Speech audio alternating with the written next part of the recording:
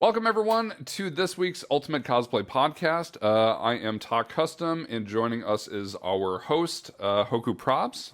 Hello. Yes, say hello on purpose. Hello. There he goes. Okay. And joining us this week is our guest, Zach Fischer of Zach Fischer Art. And Zach, would you like to introduce yourself to everyone that's watching this right now? Can I say no? No, you can do whatever you want. Yeah. No, I'm Zach Fischer. I do cosplay design and concept art, illustration, all kinds of different stuff like that.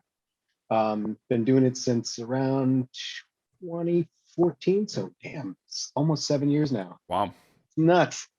And you know, I'm a huge gamer, huge metalhead nerd, into like Viking stuff and you know all that brutality, spikes, like rage. bicycles or like motorcycles. Bicycles or motorcycles? Yeah, you said Why biking. not both? Viking. I thought you said biking. Horns. Biking. Okay. I was like, I mean, what nerd talks about biking? Okay. Biking is cool too. So beards and horns and drinking beer out of horns and things like that. Yes. Okay, gotcha. Yes. Okay, well, welcome. Thank you for being on the show. For those of you who don't know, Zach Fischer is one of our judges this year in the Ultimate Online Cosplay Championship, and it's so great to have a designer as one of our judges. And it's funny too, because last year and in a lot of other competitions around the world, you will often see a lot of Zach Fischer's designs come into real life with a lot of competitors. And actually, as kind of a first question, how does that make you feel when you see so many people around the world, like not just in the US, but around the world, competing with designs that you've done? It it makes me feel very different things depending on like what else is going on in my life at the time, but it's always a positive thing. Okay. I always get excited in some way, but sometimes like it brings me to tears. Sometimes because like you know, sometimes you just feel like everything I'm drawing is garbage, and I just need that reaffirming kind of warm hug of seeing someone cosplay something, spend so much time of their own time and energy and resources putting something like that together. It's just kind of it feels like a warm hug. It's like cool. From a distance, but yeah, it's surreal, especially when I get to see these costumes in person, which I don't go to a lot of conventions nowadays. I wish I could go to more, but the ones that I do end up going to, when I see someone cosplaying something that I designed, it feels surreal. It's like something from a dream or just kind of hopping out of your head, and now it's like standing there in front of you. Because like I've talked about this in the past before, different contexts, that it's at one point that thing, that design, only exists in your head. As a designer, you're the only one who knows what it looks like. You're the only one who is aware of it. And then to then later on see that thing standing in front of you, it's bizarre in the best way. It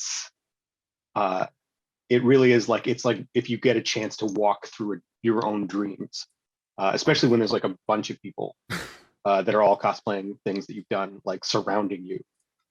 It's just like, what is this?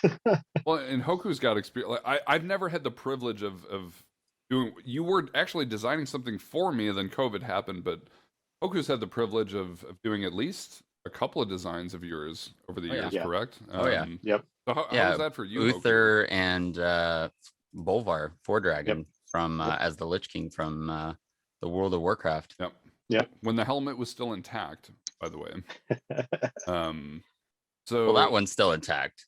My Bolvar would have never lost to Sylvanas, just saying. Like before we even knew what he looked like currently. So many spoilers are going on right now. Yeah. But So yeah, how was that for you adapting a design by Zach into, reality? What was that challenging? Was it different from what you typically would make? Is Zach proficient enough for you to be able to read his illustrations and?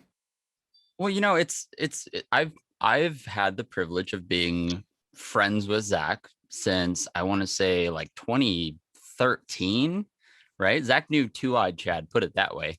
It might have been even before that. Was it 2012 or 2013? No, it was. I met you when your bandages were still on. Oh goodness! You had just lost the eye. Yeah. Wow. Like, okay, so you you were didn't still know me. So then recovering. it would have been No. 2014. Yeah.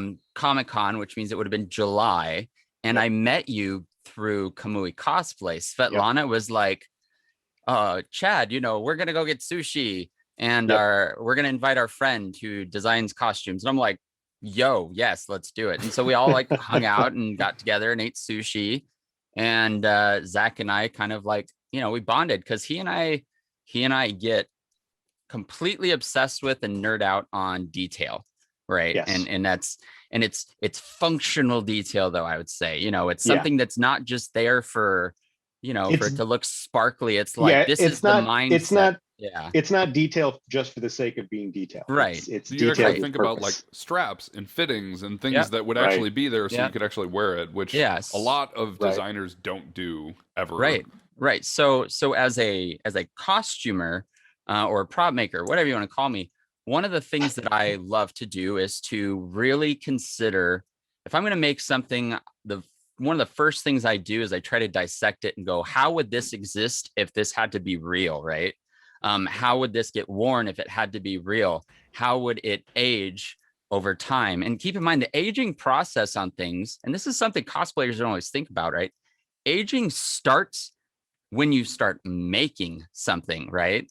We're talking, it's got a little bit of either machining grease or it's got, maybe the hammer that was being used by the blacksmith was dirty or it doesn't have a perfect surface. And so it introduces, all of these different grains and elements that just all contribute towards this end goal, right? And so what's so fun about working on stuff with Zach is we kind of like resonate with each other. I might give him these like rudimentary concepts and ideas like this is the life that I wanted this piece to have. How would it have reached point A to point B? And then a lot of it is about making sure that, we're aging this thing together in our heads. And so he'll hand me this design and I might ask, oh, okay, well, how's this? How's that? We have this funny kind of word we use where it's like, Zach needs to make swoopy noises for me. And then that's me basically recognizing, okay, this needs to be altered in this way. This needs to be altered in that way. But there is, once again, so much harmony because we want the end goal to be something that would be indistinguishable from how it would look if you were to see it in person in whatever game it's coming from. But we also try to use functional strapping systems. I know Zach's got like this really, really strong background education in traditional armoring, metalsmithing, blacksmithing process. So it's like, I take with my fabrication and keep in mind, most of what I do is 3D printing or composites or even occasionally with foam, right? But I try to think about how it would have been made with real steel, with older steel that was more brittle or iron, pot metal, that kind of stuff. And man, it's so much fun to work on somebody who's got that same background because I've researched historical process, what is a gorget? What is a cuirass? All that stuff, right? You're one of the few people that I can use actual lingo from like tacits, real armor a gambison, and like they immediately know what it is. Yeah. Right. Yeah. So, but so to finish it off, working with him, it is so much fun. It's also a bit stressful because he goes crazy with some of his designs. But I will say, and the title also points this out, is I think I might be the only cosplayer or the only person to have ever built one of his designs where Zach said, Chad, you might be too extra for my designs. You started adding detail that I actually don't even know if I had in the design. That's funny. Oh, which ones? Tell me. I think that was Uther. No, that was on Bolvar. That was totally on Bolvar. It might have been. Yeah. It was. Where you were like, Yes, when you decided that you wanted to make the cloak smoke, I'm like, Smoke and I hadn't flicker even with thought like all about the that. Yeah, fiber Because optics. why not? Yeah.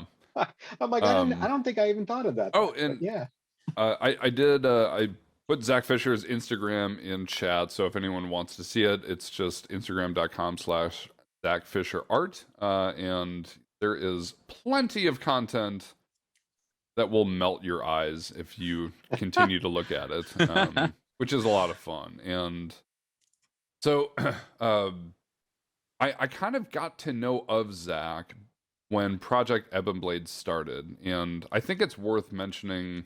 And obviously, you'd been doing lots of work before that, but that was a big. And I'll let you describe this, but it was a big group cosplay event at BlizzCon where Zach basically had designed. How many costumes do you think you had designed for that? oh man, Maybe 25 or 30, or was it more than You that? just under budgeted that one. I think they were a grand total of 80 designs, 80 or Whoa. 80 or 90. Okay. It was nuts. So Zach I was doing designed. one. I was doing one a day at one point Wow. because I had to. I was like, So this was basically like don't ask me all how. these characters from Warcraft and other Blizzard IPs where they were kind of like, undead, necro style, everything. And you would kind of assign a design to a person and say, you're going to make this. And then they'd show up at BlizzCon and they had a whole like Project Ebon Blade photo shoot thing on the stairs. So how was that experience, and like, how did that impact, I don't know, you and how people have interacted with you or your growth or whatever Oh, boy. since that whole thing? Yeah, Zach. I can tell a lot's going almost- through your head right now too. It almost feels like it was like a lifetime ago, but at the same time was It like does. last It week. really does. It was like a weird fever dream for a while, because like I said, in order to get everything done in time, at one point I was doing a design a day. And, to give you some context, I generally like to take at least 3 or 4 days on a design nowadays. Total time working, not Even not one like, a day doing 90 is still 3 solid months at least, which is Oh, yeah, no, insane. I mean, that's crazy. And then but it's on top of it. It wasn't just the armor designs, but it was weapons and banners and Right. logos and like all of this stuff that went into it. And it was working with each individual cosplayer to kind of really find something that spoke to them, a character that spoke to them. It was a lot of organization. It was, I want to say it was birthed, Project Ebon Blade, the idea for it was birthed like a couple of days after I moved down to Southern California here from Oregon. Oh yeah. I mean, because Chad was helping. Well, yeah, we know exactly. You how were it was helping. birthed. Yeah, you were helping me move in. You were helping me move my stuff into the apartment. Yeah. And we So was had Davey. that conversation. Yeah, and it was and we were having that conversation about how he wanted to do Darian Mograine. Yep. And you were like, you should work together. And then I don't know how or who suggested that we should do like the Four Horsemen and the Lich King and do like a small You did. group. You did. Did I? Yeah, you were like, It's very you were much a like- Zach idea you were like, too. Well, because I love Death Knights. It's Right. just a thing. I love well, you the were like, aesthetic. we can't just do Mograine alone. You Right. were like, we have to do the Four Horsemen. Right. And then I was like, cool, we'll limit it there. And so I was going to be Thoris, Kingsbane, and then Davey was going to be Mograine. And then we're like, I think Jess, we're like, we should get Jess to be White Mane. Yeah. And then, we had Well- no idea who we were going to ask to be Nazgrim. Nazgrim. Yeah, That's- exactly. Yeah. So, all I remember is thinking, okay, well, maybe I'll create some cool, like generic Death Knight designs of like guards, and like we'll have some banners, and we'll have like a little group, maybe 10, 15 people that'll show up. It'll be great. And I remember just tossing out something on Facebook on just generally like, hey, who would be interested in doing for BlizzCon this, next year, some sort of like little Death Knight group. I'm going to do the designs, looking for maybe 10 or 15 people. We got something like 150 replies. Wow. Like 150 people that were like, I want in. And I think at that moment, I was like, all right, we have a potential here to do something that's never been done. Yep. Because when you have that kind of a response to it, it's like you have to capitalize on everybody you could think of. Retention wise, out of that 150 people, you still had 90 people show up. Oh no, we had 110 people show up. Okay, so you did. Yeah, we had we had the there were death cards. duplicates. There were and there were a bunch of duplicates. Okay. Of characters too. And you released all these designs for free, correct? Mm-hmm.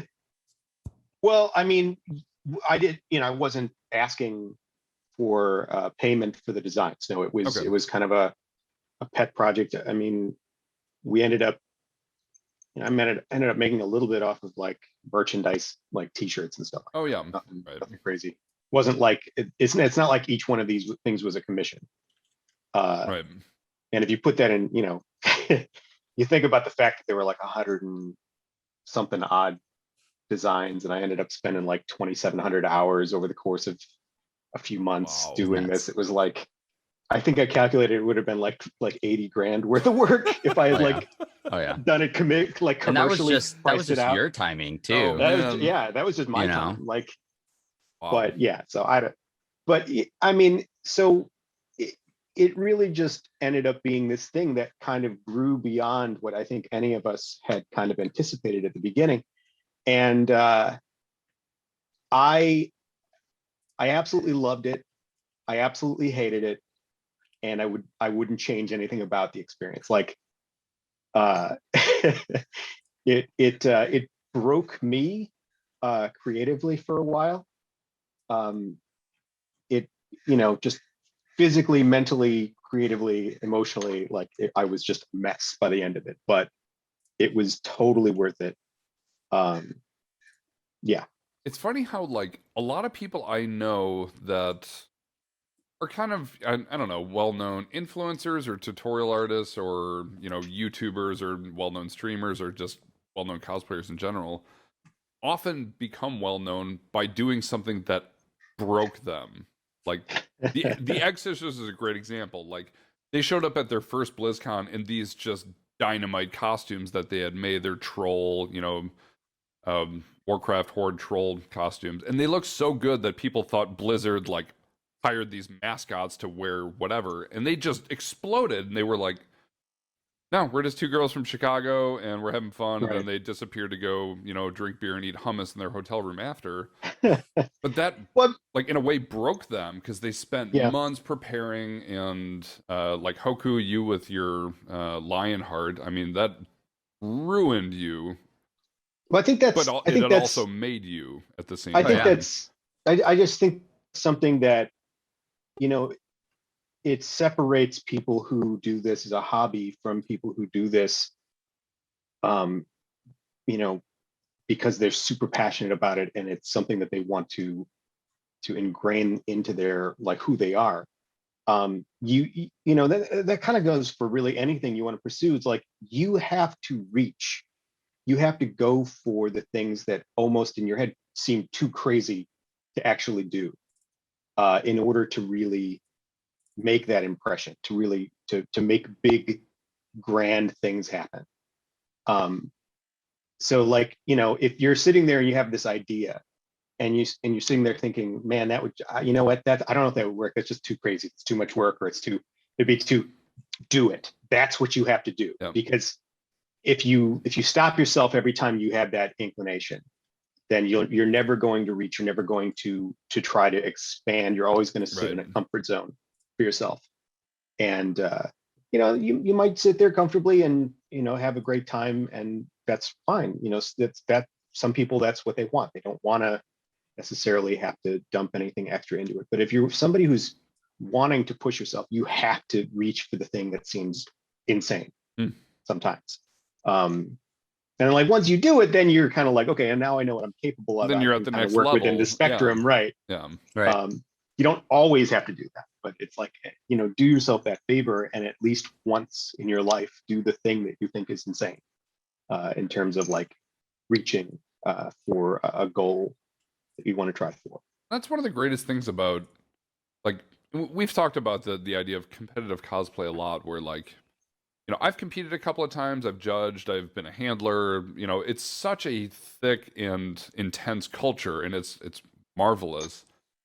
But competitive cosplay is kind of what generates what you're describing, Zach. That's the kind of thing that pushes people to say, there's a deadline, this is what I want to make. I don't know how to get from point A to point B, but I'm going to figure it out.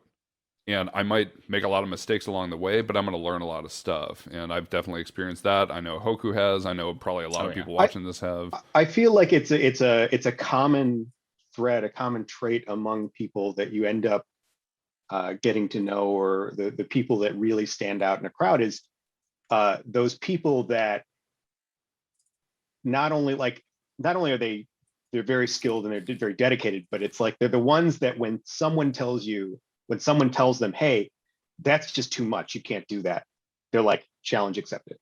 That's like the kind of person that I am. mentality, like that mentality resonates and it exists in every single person I've ever met that does something just spectacular. Like it's the common thread. There's like, I've never met anybody who does something that's mind-blowing where they're like, yeah, I guess. Do you guys want to see like some behind the ambivalent scenes about it? Like, so I've actually got some behind the scenes Oh, look at of this. Project wow. Everblade. Wow. And this is Lauren. This is Woodwarder's wife. And so she was what was she? She was a death guard, right, Zach? No, she was Jade. Oh, that's right. Was Here's that Mr. Bjorn. Nice. Yep. So Bjorn was our plague bringer. And of course, Bjorn, if you guys look really closely, is of course making belts for everybody. This is a lot of belts, guys. Yeah, he's a master leather worker, and Sammy's sewing like a I was gonna say, maniac. I recognize that Brother SE400 sewing machine. right. We've got we had like 9 people there at one point. Is that Tim? Who is that? We got Tim Gilmore, Yeah. and then we also got okay. Jake. Tim And then Scott. there's Scott Gilmore. Yep, Scott. Scott. And the thing what's cool is Scott, he wasn't even a part of Ebb and Blade. His wife was doing a costume, but he actually left BlizzCon and hanging out and stuff and just chilling just to come help people finish. Wow. Because like everybody showed up at my place and they're like, hey, we need to fix a little thing, and then nobody left because it was more like they were doing their whole costume. His cons here. Here's my goofy butt in the back. But my shop is not meant for more than like No, it's 2 a people. 2-car garage that's full Yeah. to the roof of every kind Exactly. of tool you could imagine. Yeah, my shop's not meant for more than like 1 person, let alone 2 people, let alone like 9 people. And so we just had tables everywhere, and everyone was just like, Oh, that's so But cool yeah. that you got all these pictures. I didn't know you had these lined up. yeah. that was So crazy. fun times. There's the desktop I made you Heck yeah, look at that. of all your face. I didn't even know you were using that. But anyway, I don't want to focus too much on Ebb and Blade, but it's a huge Sure. part of like, It's a foundation. right. And obviously, like I said, you've been doing work, long before that, and you've done a lot of work since. But after that, was the next year the Barbarians meetup? Yeah. That Jackie Kraft and I. Yeah, so that was 2019. That's when I met Yeah. you for the first Yeah. time, and that was a great meetup. It wasn't quite as overproduced as Project Ebb and Blade, but there was still Well, a right. great turnout. We wanted to have a little bit more flexibility and just kind of the ability for people to kind of customize things. So instead of doing 80 different designs, I did like 4, and I was like, okay, you guys can mix and match pieces of this and however you want to, and just go to town on it. I did a couple of different weapons, and so there was a lot of customization within that. But yeah, it was all still kind of homogenous and worked well together. Like, Yep. Yeah. And Hoku showed up as Bolvar, and I think Yeah. even Severo was wearing armor at that. And then Severo was my little death guard. Yeah. yeah, he that's was your amazing. little death that guard. was that That's was a great. couple years after we did that one, like the year following in 2019. I actually walked around in full Bolvar Lich King, and several we had made him a little Death Guard like Squire outfit. So that was fun. Yep. And I got to wear Lothar from the Warcraft movie. Yeah. I'm just gonna keep pulling up like little pictures, because I think it's very specific to Zach, and what he does. And so you guys, obviously need to see like the design work. That one? Heck yeah. Well, yeah, this was the lead of the Ebonblade group. So way to go. Yeah, and like every part had lights and fog and smoke, and it was the paint job was like a ridiculous automotive finish. I mean, it was beautiful. It still is. It was so beautiful. It is. It's just yeah. Just I definitely poured my heart and soul into that one. Yeah. It was the proportions were great. It was kind of that situation, and as Zach will know what I mean is, when I was the judge of TwitchCon so I won in 2016 with Lionheart, and then I was the judge in 2017, and Zach and I worked together and designed Uther. I was like, hey, I'm going to be the judge, and I want to make a costume that would beat all of the other contestants. And I was like, I want to do something fun with my left eye, and I want to do something Blizzard and Wowie, and so we made the Uther costume. Actually, is this cool? We'll just keep showing pictures. Slideshow. Yeah. Actually, Zach, you've never seen this one. I want you to see this picture here. So this is a behind the scenes of us shooting Uther with Alex the hammer. Amberly, with the hammer. Yeah, I've never seen it with the hammer. Look at this. That's so great. Right. One of the coolest things. So this is my Uther costume.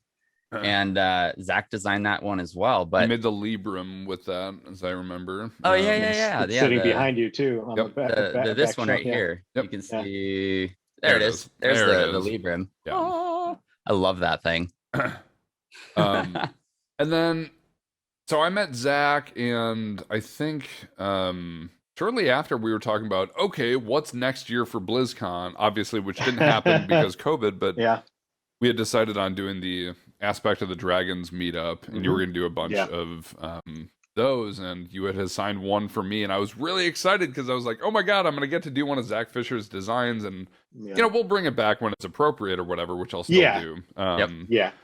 But I just love that you're maybe 2022. Yeah, you're so committed to doing that, and you're like, I love that you're part of our judging panel, you're part of our roster and our committee, and although you're not necessarily a builder, you're, the first step in building something is the design, whether it's a reference from a video game, a movie, a comic, a book, whatever, and you're doing this stuff, even if it's kind of a spin-off or a mashup or something like that. So it's so awesome to have such a wide scope of different, specialists, and I'm really excited that you're going to get to judge things, you're going to get to pick your own Judge's Choice Award. I don't know what kind of stuff you're going to see. You might just pick some shit that you design and be like, oh, they did a great job making my thing. They're gonna I don't know. I mean, I'm going to have to see what's available. I mean, it's a hell of an honor for me, to be honest. I've never been asked to judge before. Oh, that's cool. So this will be a first for me.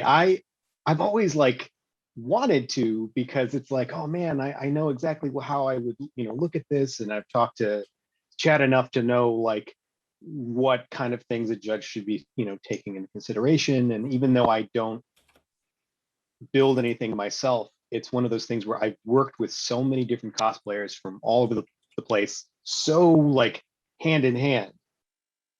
And, I problem solve with them whenever there's something that comes up that they have to figure out, to the point where I know what materials are how they behave, weight considerations, flexibility, flexibility, durability, connection points, how things drape, what something should look like when it's completely finished versus something that's kind of not. And I've just built up this amount of knowledge that it's my hands have never crafted something like that. But I think in my head, I've probably gone through every design that I've put out there, and gone through the process mentally, like how would they build this? What would be the first step? What material would this be? How would you paint it? How would you go about, forming this shape? What material would be good for this? And so, like, especially for unique designs, things that are not necessarily pulling from an established property or something, or they're referencing something, or they're an original character of something. That's becoming more and more common in the cosplay community, where you're seeing these people do unique takes on existing characters. So getting to be able to critique not just the craftsmanship, but more so for me the idea, the execution of the design into reality is the part that's really exciting for me. So whatever costume ends up speaking to me is whatever it ends up being. I'm gonna try to go into this thing completely objective. I've actually got some of the examples of Uther from when Zach and I are working together, and how I'll be like, hey, how did we do this? How did we do that? And I really want to make sure that you guys understand kind of the design aspect and approach and the overall process in which something comes to life. So if you check these out, so this is what a finished kind of design of Zach's looks like before it's been colored. And just the line art. Yeah. If you look at this, the amount of just what the heck is going on, and for example, when I had mentioned earlier, I give him this kind of baseline idea of like, how can we do this? So Uther's character, for example, he's gone. He's been dead and moved on and passed on. And so Zach and I are like, well, how can we bring him back to life? How does this exist? How could we make it so it would be, plausible in our universe? And so it's like, well, he's this, paladin of the light, and there's these guys called Naru, and they're like these ultra representatives of the light. And so they've got enough power to basically take him from the void and just back together, but we're going to make it so he looks like he's being basically pieced together. That was the entire concept around Uther. He's no longer the Uther the Lightbringer. We actually renamed him. He was Uther the Light Forge. The light. What's crazy is that we came up with that idea and that concept before Turallion, yeah. Before Turallion and before the Light Forge Draenei came out. And so when that suddenly became a thing, we're like, wait a second. And it wasn't the first time. It wasn't, or that may have been the first time, but it wasn't the only time that's happened. Right. Where it was crazy. We come up with this funny idea, and we end up doing this, and then there have been a couple of times where like people at Blizzard are like, did something leak? What do they know? Like, how did a few examples where like Blizzard started sweating based on things that you were designing, which is really funny. And I have to say, like, just listening to both of you guys talk about, like, from design to construction to finished product type stuff, like, something I love about both of you is this isn't just like, hey, I want to look good at a con. I want to build something that's challenging and make it in real life and look good and have people be like, wow. Like, you guys are thinking about the history, the lore, like, you're really digging in really deep. It's telling a story. Right, to make something that means something that you're passionate about. And like, I've been talking to my brother about that because he's been here this week about... Here's also, sorry to interrupt, oh, man, what a glorious picture of armor before weathering. Yeah, God, that's clean. So pretty. But all of this stuff is like, very, very little of it has anything to do with talent. All of this has to do with passion. All of this has to do with that drive and that motivation. And, Zach's ability to really get excited. And by the way, Zach gets extremely excited when he gets really into something. And if you ever see it, it can be kind of terrifying sometimes. But because my brain has already worked to the conclusion of it, and I'm excited about seeing it in my head. And it's like, oh man, it may take a year and a half, but you guys will be as excited as I am. Trust me. It's Right. like, Zach's one of those guys that will like wake up at 3 a.m. and just call someone and be like, yo, listen, I got this. Write it down. I figured out what we're gonna do. And it's funny that you say wake up at 3 or, right, yeah. I'm the same way though. instead of just, hey, it's 3 a.m. Yeah. Oh my God, it's 3. I gotta call, someone on the East Coast where it's like 6 a.m. and tell them, my new idea or whatever. But that passion mixed with a builder who's got the same kind of passion, that has the same kind of brainwaves as you, to come together and produce these kinds of results is so cool that there are people in our culture and our community that vibe like that. Oh yeah.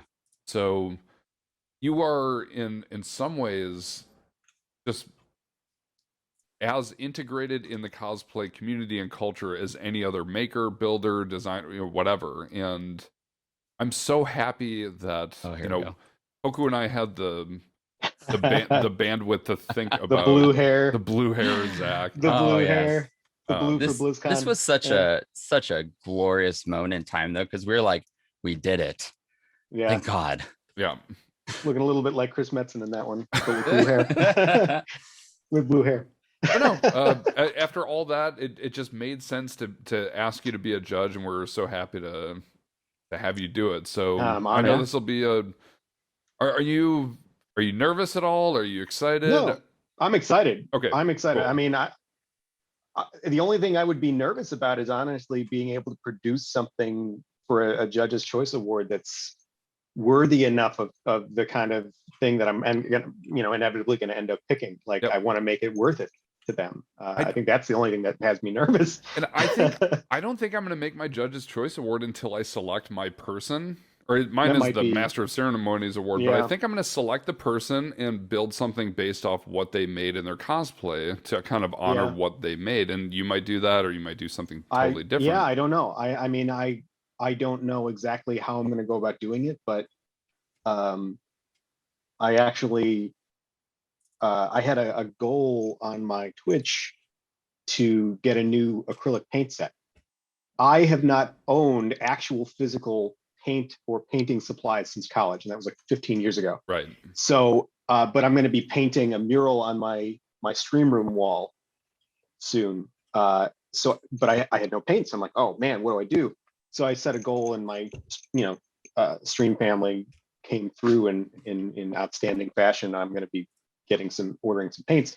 So I think what I might end up doing is actually doing a really cool acrylic painting on canvas. That'd be awesome. Which is like, I haven't done that in 15 years, so it's going to take a little like effort, but it'll be a one of a kind thing. It'll be something that is extraordinarily rare at the moment. So hopefully they'll enjoy that. But we'll see. Hopefully, right. I'm sure chances are they'll hate it, but they might actually like it. Who the hell wouldn't want a painting of themselves in the costume they made and submitted into a show, and you pick that, and they're going to get a medallion with a lanyard with your name on it and says Judge's Choice, and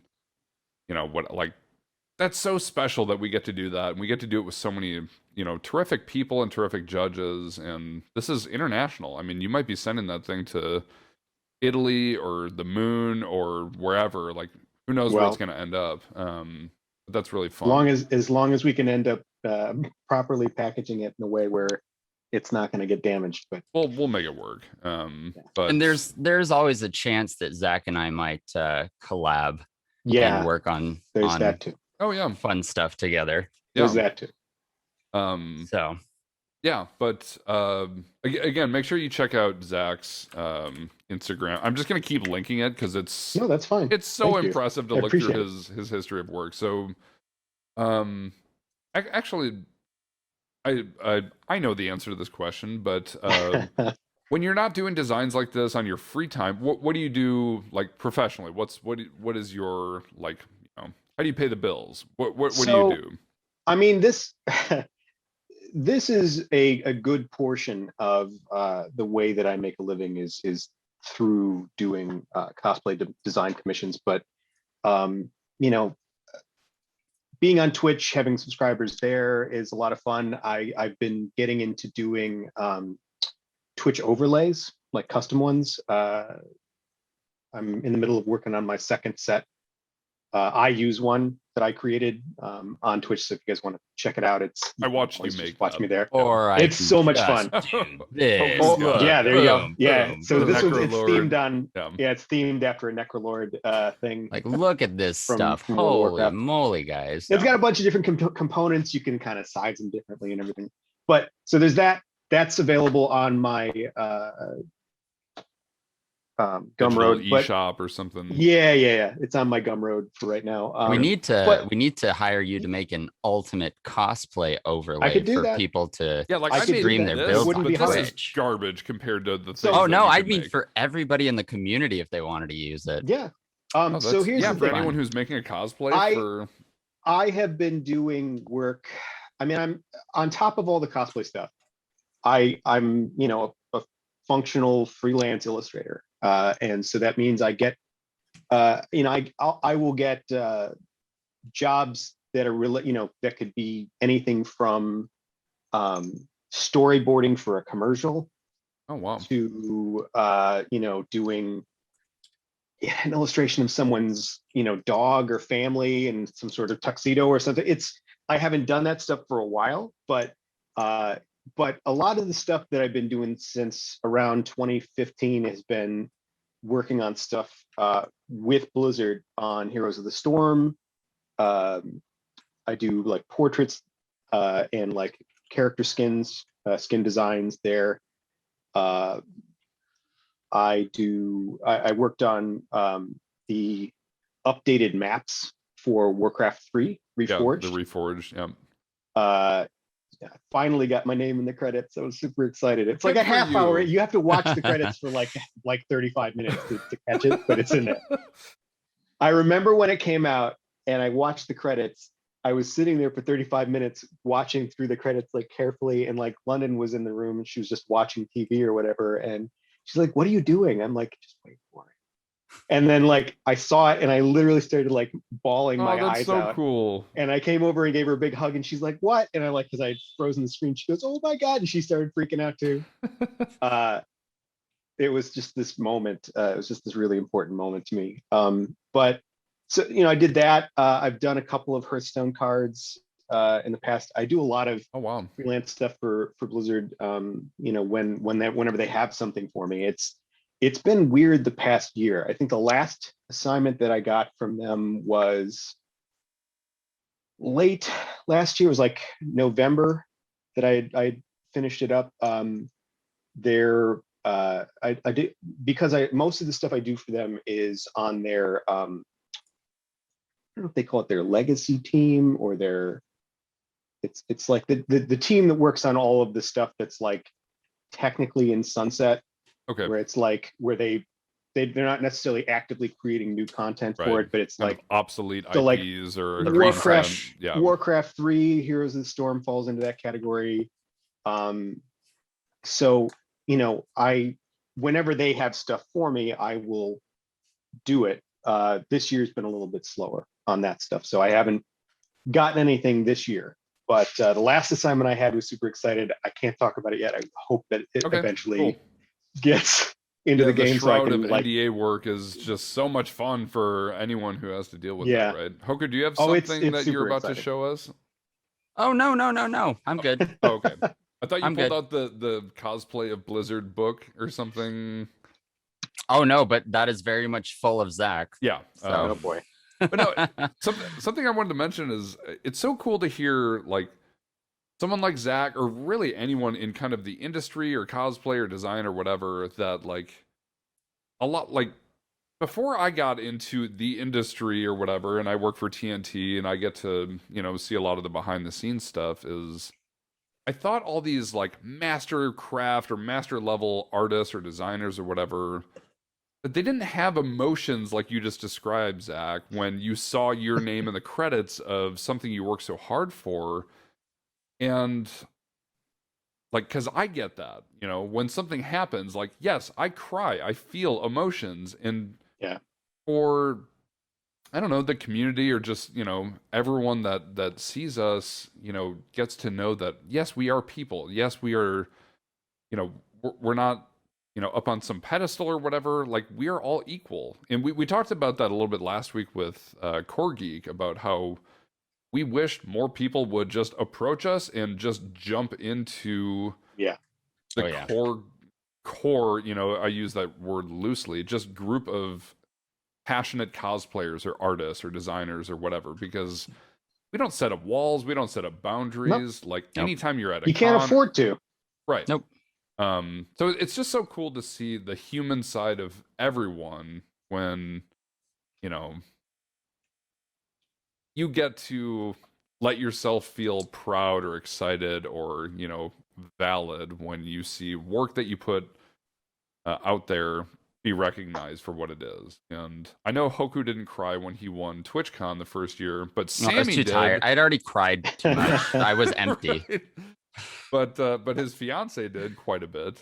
Yeah. And so that it's really just great to see the human side of people. And that's one of the things that Hoku and I are so happy about this particular podcast, is we get to break down that barrier of, like, personifying everyone as they are. Because, Zach might be this phenomenal artist, which he is, but he's also just a total asshole, and he's disgusting, and he's psychotic. You know what else he's really bad about is drinking water during streams. We were told to remind you to hydrate during this particular podcast. Nope. I think I know. So in celebration of your community caring, let us all take a swig of beverage, whatever that might be. Zach Fischer and his hydration.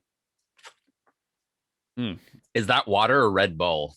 It's not. It's neither. It's neither. Okay. It's the only energy drink that I drink, and it's actually not bad for you at all. Okay. So, Cool. It's the only thing that actually works on me too. It's like the only thing that actually gives me energy. Is crazy. That's the coffee resistance you've built up over the years. It's hard to find. Sometimes I drink coffee to go to sleep. I do that same thing too. Like it calms me down. It's like this nice warm. Well, Zach and I both. Well, actually, I think all three of us have ADHD, right? I just got put on Adderall, and or at least symptoms of ADHD. Right. Which, I was told that if you feel all like hyper and psycho and whatever, that means you probably don't have ADD or ADHD. But if you just feel normal when you take it, that means you needed it. That means it's working properly. Yeah. But that's also why coffee doesn't, coffee is a stimulant, right? Yeah. And ironically enough, you think about the three of us, I can't do it lately because my whole stomach and acid reflux stuff. But the three of us have always been able to just chug coffee, and caffeine doesn't make us all jittery and crazy. Where all instead it we're does just for like, me is keep the that headache. tastes It literally will steady my hand sometimes. Yep. Like I will literally drink coffee to like steady myself. Like, that's like, that's not us being resistant to it. It's actually our body getting responding to it, a stimulation that helps us. So if your hands are shaking, you're going through withdrawals from caffeine. That and headaches. I end up getting a headache. Yeah, if I have not had coffee within like 18 hours, I end up getting a headache. I'm lucky. Like I'm almost completely caffeine free right now. And I'm not saying I want to be that way. I love coffee. So so Hoku's coming to visit me in Dallas in a couple of weeks, and you will drink something. Yeah. I'll get decaf for you. I don't care, but you're going to drink coffee with me. Oh, I'll just drink coffee with you anyway. I should send you guys along with some of the best coffee beans out there. Oh, do it.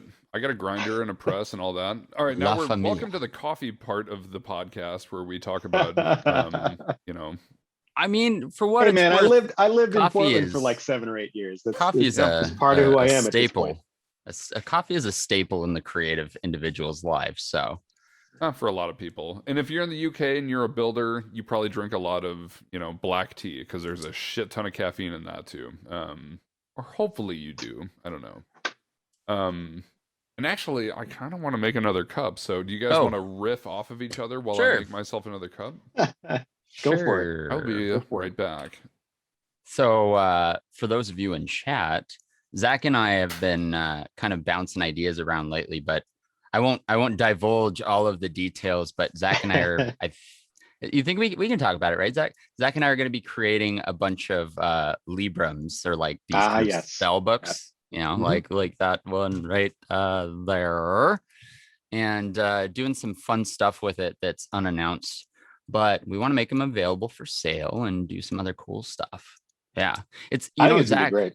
it's kind of the thing where it's like I would love to do you and I make them, but also occasionally get like guest spotlights coming in and have some like cool additional artists involved as well.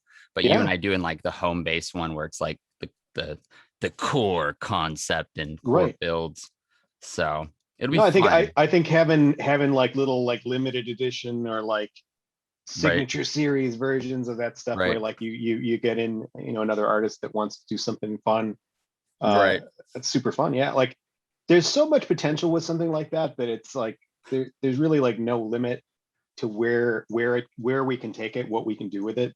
Right. So I know we haven't like fully fleshed out the idea yet. I but know. That's why I'm We're- trying to keep like we're getting there. the major core, like the extensive. Would keychain books be possible?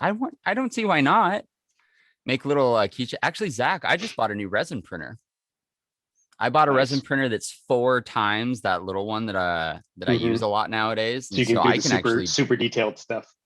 I could pretty much print an entire Libram in one fell swoop, and it doesn't have to be primered or anything. So Wow. that'll be fun. Yeah, it's That's the crazy. Anycubic Photon Mono X. It's like technology with resin printers has advanced a lot in the last Nice. year, even, right? Because now it's Nice. affordable too. But for the longest time, I'm just going to randomly talk about 3D printers. So like when I first started 3D printing, this is in like 2000, I want to say 10, right? I've been doing 3D printing for quite a while now. And the printer I learned on, it was I forget the name of it. Oh man, Object. Yeah, it was an Object printer. And this thing was like 30 something $1,000. It was at my school. No, it was a Uprint SE Plus. Wow. Yeah, Uprint SE Plus, I think by Stratsys. There you go. Stratsys Uprint SE Plus. That was the first printer I looked at or I used. And that was FDM. Had dual extruders, so it would do support material and like a dissolvable material. And then it would do the main one out of ABS. But a spool of filament for that thing cost like $120. And now you can get a spool of filament for like $20. And Wow. it's like, it also didn't accept third-party like filaments. So it had So literally it's a all microchip in proprietary. it, right? Yep. It was all proprietary, super expensive. But luckily enough, I was the lab tech for the sculpture lab at University of California, Riverside.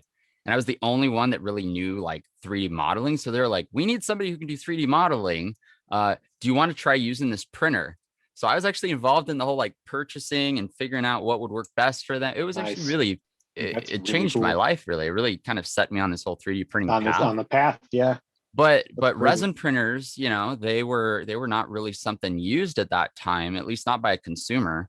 And so in the last 2-3 years, we went from having resin printers that were like $1,500 for like a good 7-inch by 7-inch guy, but that used like a laser dot, right? Yep. Took forever. And then they had the DLP projector ones. And it's, what's funny is, what actually made 3D printing and resin printers specifically as accessible as they are is all of the iPhones and all of the other cell phones that were just like being overproduced or mass produced in China. Yep. That is actually what our resin printers are using. They're using all of the crazy. excess LCDs or not. Oh my God. Yeah, the LCDs. And those go over like those. That's why like an Elegoo Mars, guys, if you look at it, it literally is like a small tablet or a large cell phone. That's because that's actually what that screen was. The same thing. Yeah. Exactly. And then so like this new printer I got though. So that one is the Elegoo Mars, the screen in that, it's meant for like full color, but you don't need full color with resin printing. You actually are better off with monochromatic, black and white. And so the current iteration of printers, the resin ones, they use a black and white LCD. It allows way more light to pass through, so you can print faster. You can get much better cure. It's awesome, but they're also getting larger stuff. So it's something that I'm excited about because this new printer I've got, it's like, I think it's like I said, it's like, let me ask you a question Sure. about this, because I'm very curious about it Yeah. as well. yeah, talk to me. As somebody who 3D printing is part of your everyday routine, Heck yeah.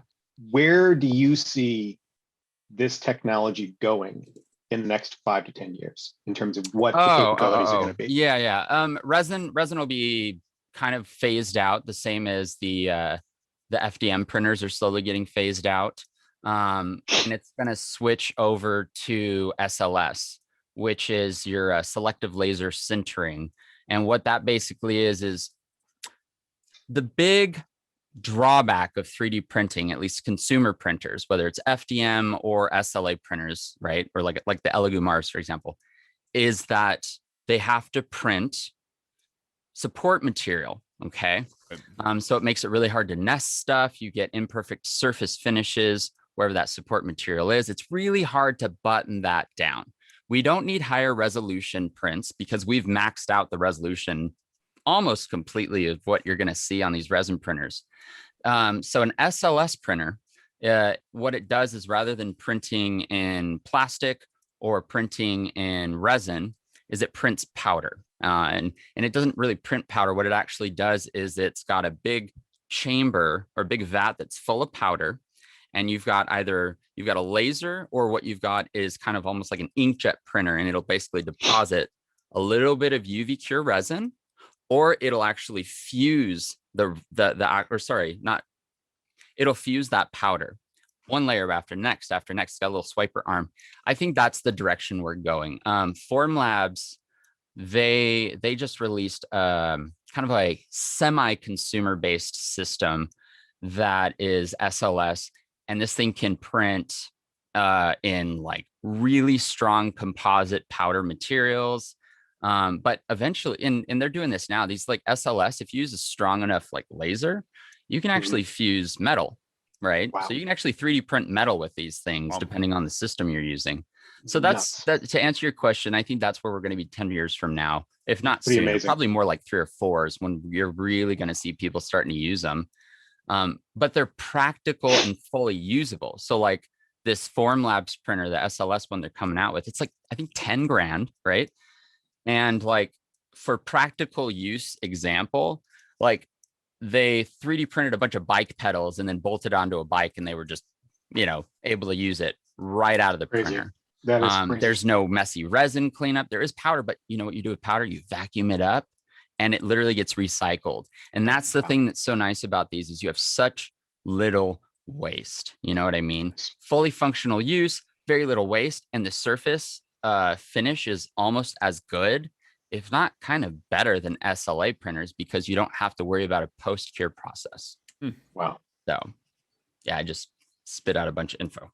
Yeah, you guys want to learn about 3D awesome. printers, go on my To, Twitch like, streams during the week. The most detailed explanation of the history and where we're going with 3D printing. And yeah, if it's a fun question. No, it's all relevant. It's well, all relevant. And it's funny that like that's what I came back to, because as I was making coffee, I was thinking, and Zach, I don't know if you've ever tried, but do you ever find yourself like interested in like actually building something? All the time. Have you ever all the time? But tried? it's a matter of time. It's like every minute that I'm not spending drawing is, at the moment, for the time being, it's a minute that I'm kind of spending away from something that allows me to stay where I am, continue to do what I'm doing. Hopefully in the near future that'll change to the point where like I will have a little bit more free time to kind of, I mean, Chad here has actually, we've been talking about teaching me to 3D model. Right. Because in the not so distant future, what I would love to see happen is I draw something out, I 3D model it, and then I can literally just take those files and send them off to a cosplayer that's commissioned it, or make them available, broadly. But it's like directly from my hand every single part of the process. That would be cool.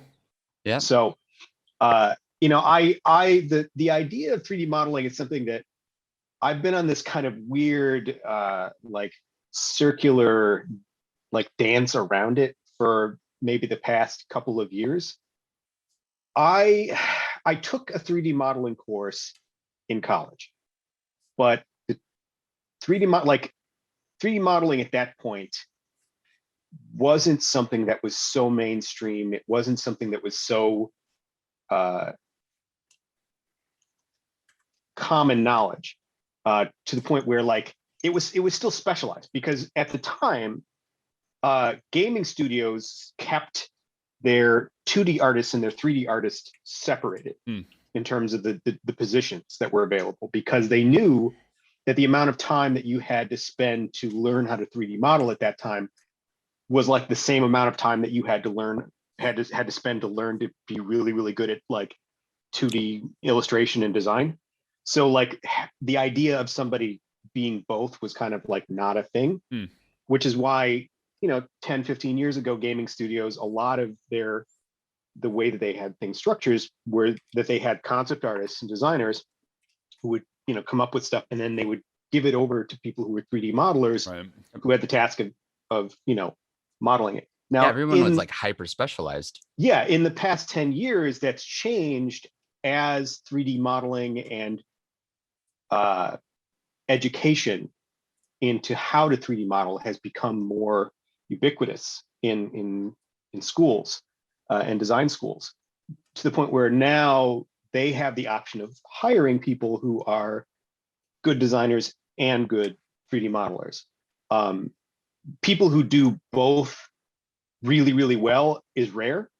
I think that there's still kind of a little bit of a separation between like people who are really, really, really good at 2D and people who are really, really, really good at 3D, but maybe they don't, you know, do concepts quite so well, or, you know, vice versa. But I think that if I learned how to 3D model, if I could get even decent at it, it would make me just even more of like a double threat. Yeah, when when it you comes can to like more Zach, a applying- month of open a more month of your opportunities. time, a couple hours a week, I will Well, turn you into a so, like, monster.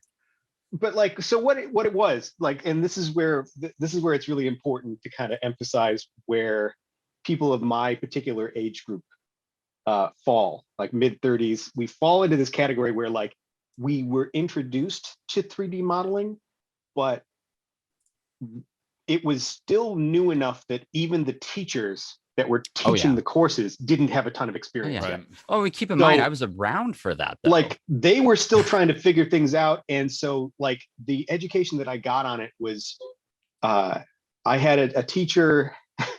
He was a great guy. He was an extraordinarily talented artist. He had ADHD like me, and he was trying to teach early versions of Maya, which is a 3D modeling program, which is extraordinarily complex.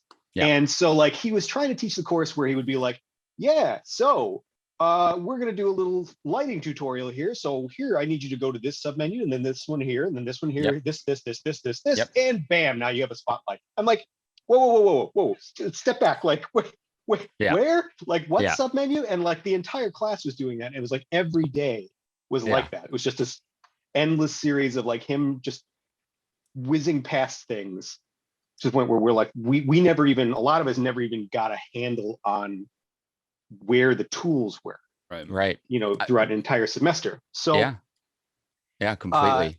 And you know, like, so I'm like, okay, well, it's not super important. Like in my mind at the time, I'm like, well, it's not super important because that's like a separate discipline. It's not something I'll have to learn. I can just stick with 2D. It'll be fine. Like, yeah, here we are, you know, 15 years later. I'm like, God damn it, why didn't I like take more 3D modeling classes?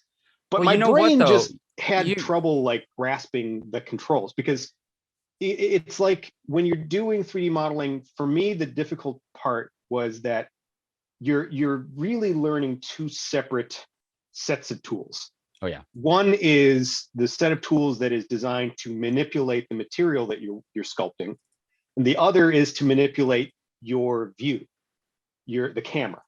And that's just so kind of counterintuitive for me that I had and still have trouble with that kind of like switch and interface.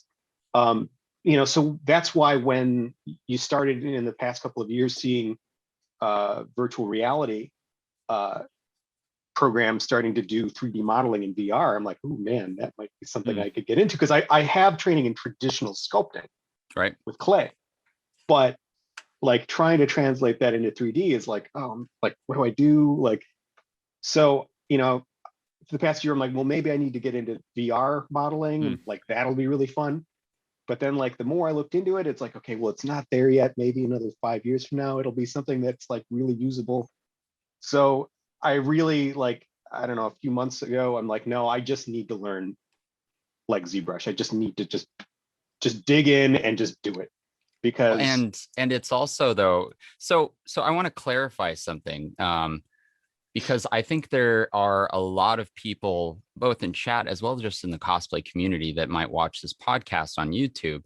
And that is that when Zach is referring to 3D modeling, and Maya specifically, to put it in perspective, Maya requires, to a certain extent, for you to program, okay? You literally utilize scripting language to program different effects and different sort of processes to, direct how certain things are going to work. And the moment you start introducing that kind of element, there is, certain people might argue that there is an art to programming, right? But that would be programmers, not artists. And that is something that I think is, there's such a deviation away from programmers and artists. To put even more kind of clarification in there, through all of my years doing what I do with 3D modeling as well, I have so many friends that work industry that are programmers. I have so many friends that are industry, working at game studios, that are 3D modelers and game artists, right? Here is what happens between a game artist and a programmer. Game artist, I want to do this. Programmer, that isn't possible.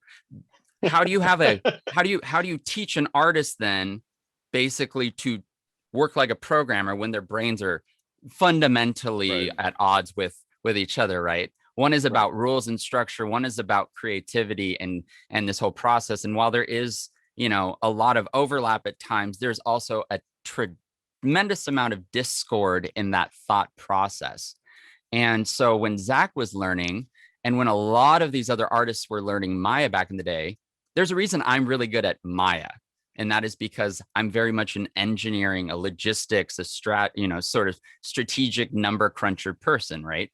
With a big flair of creativity that I've really developed over the years. But it's not really a natural kind of combination between the two.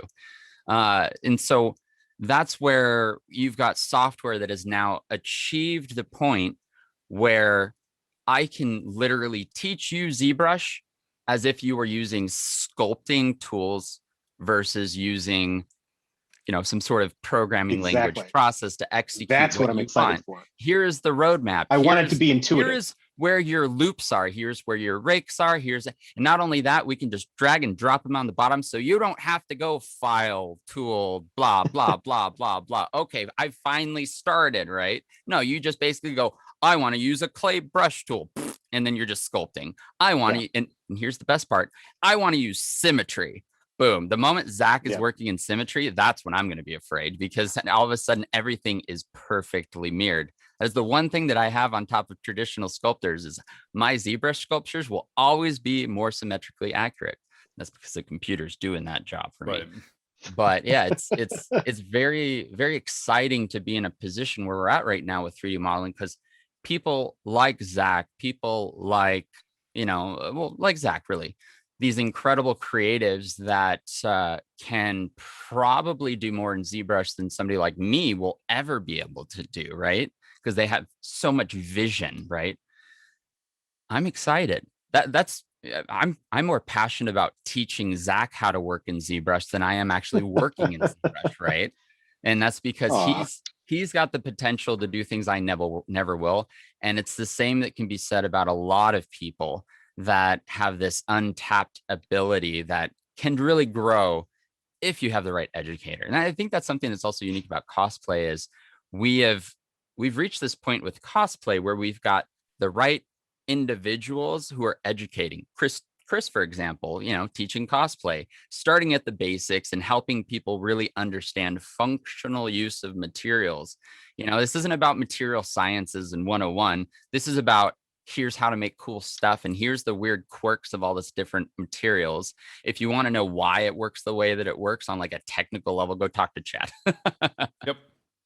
And I've learned Hoku is a phenomenal teacher because he understands psychology and he understands the technical aspects. So he can relate to a person on a personal level and also explain things, and he's very patient. So I've learned a lot from you, and now I'm teaching my brother all of the things through you and Core Geek and Bill Duran and Evil Ted and all these people I've met along the way.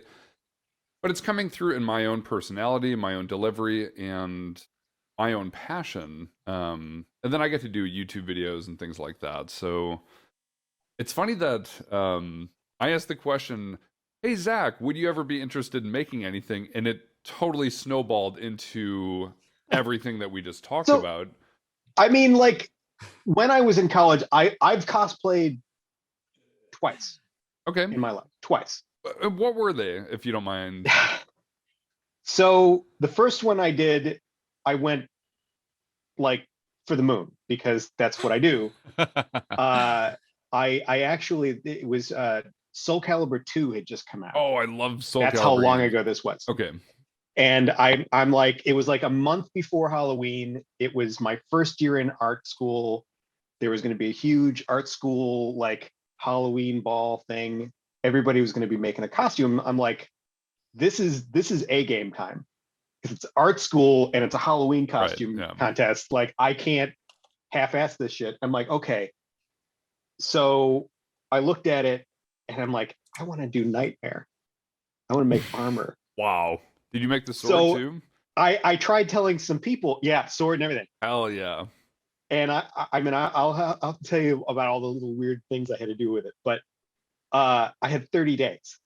Okay. And this is before any sort of like thermoplastics or this is before like or TNT cosplay supplies, sold foam. None of that. I was literally using brown packaging paper and contact cement to create like a hard shell surface and then painting it.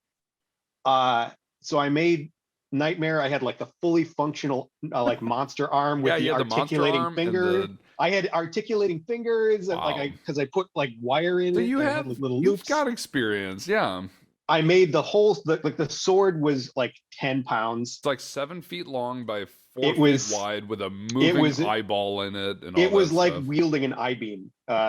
Like it was massive. It was like 10 or 15 pounds. I ended up going to OhioCon with this thing and ended up getting a special judge's choice award. That's or something. So cool. I entered a contest. And it was like the first costume I ever made. But I did it because I said, hey, I want to do this. And like my friends were like, you'll never do that. You'll never. And I'm like, watch me. That only fuels the fire. Exactly. And I was like, thank you. Like that's exactly what I needed to hear. Yep. And so I did it. And like people were like, how the hell? And I'm like, well, I just didn't sleep. Like, yeah.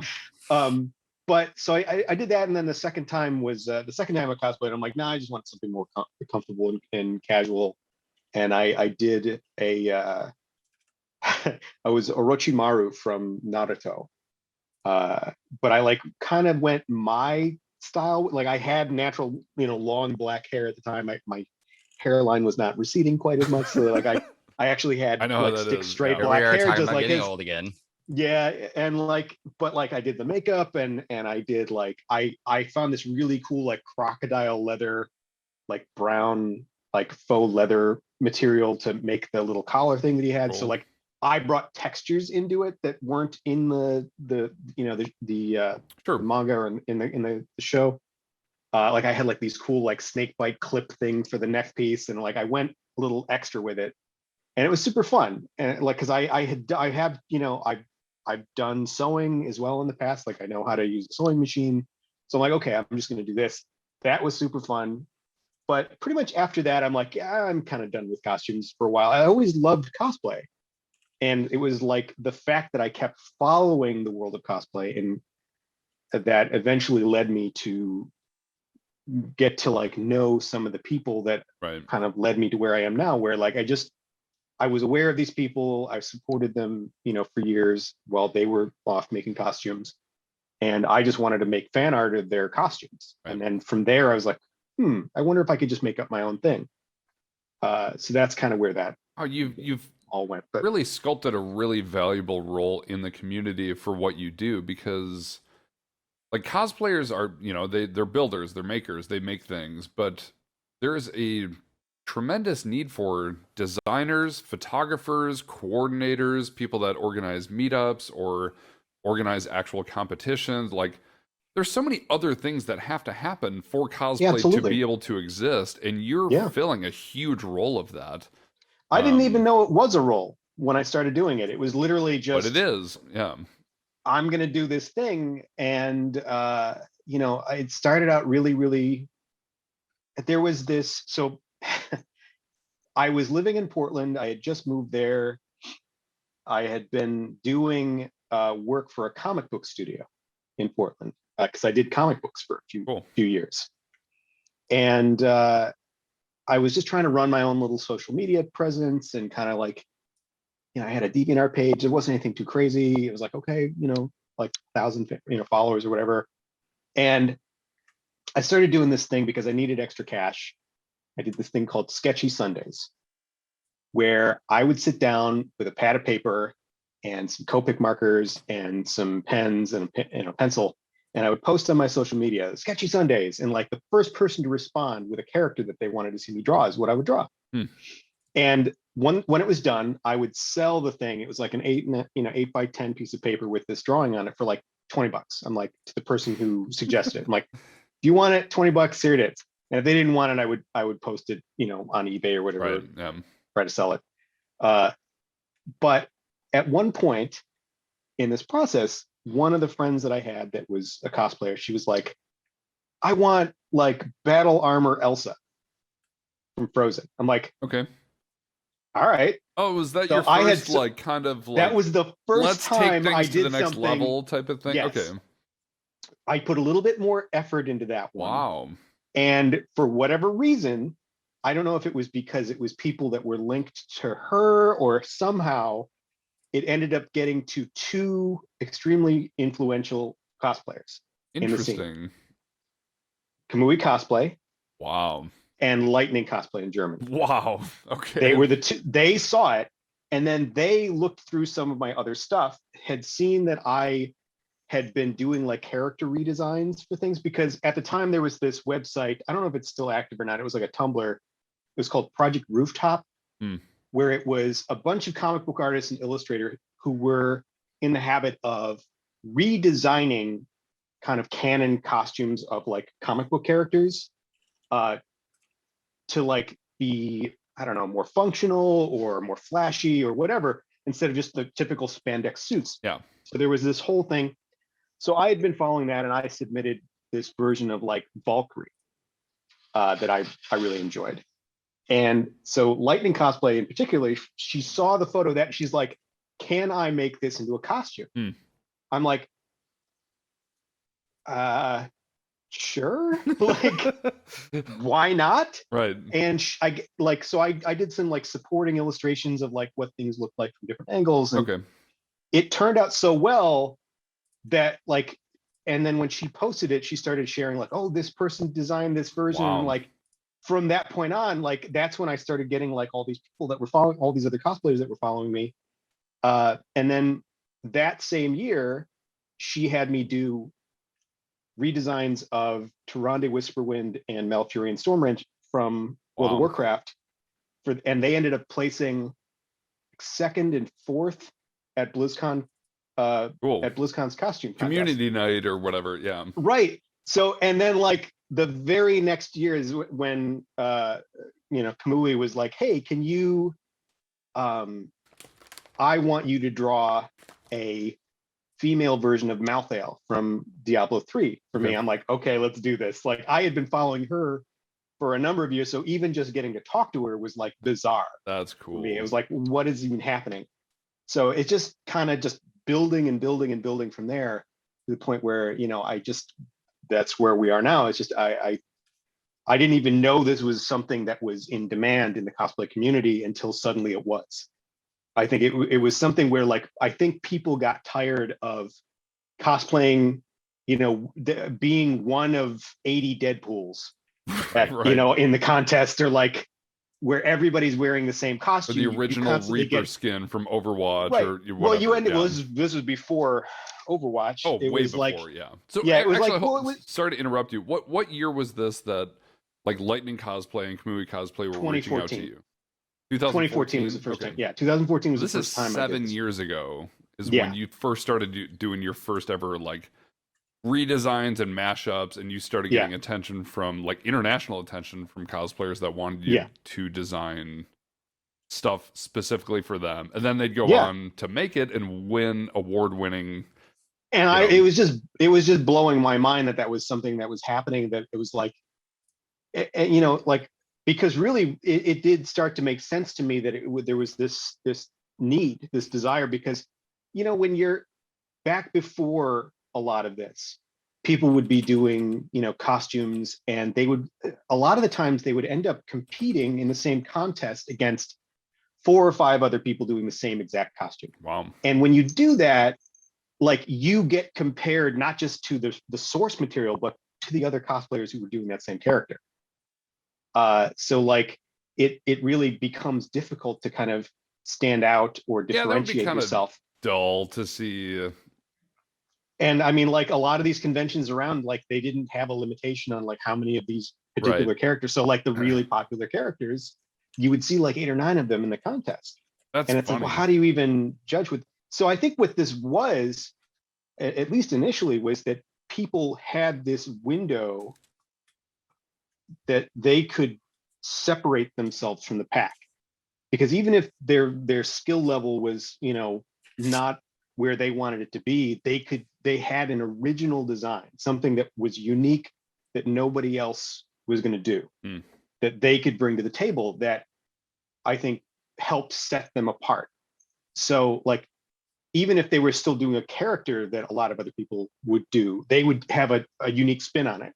And it was enough for the judges in the contest to be like, wow, I've never seen that. That's really cool. You know, here you go.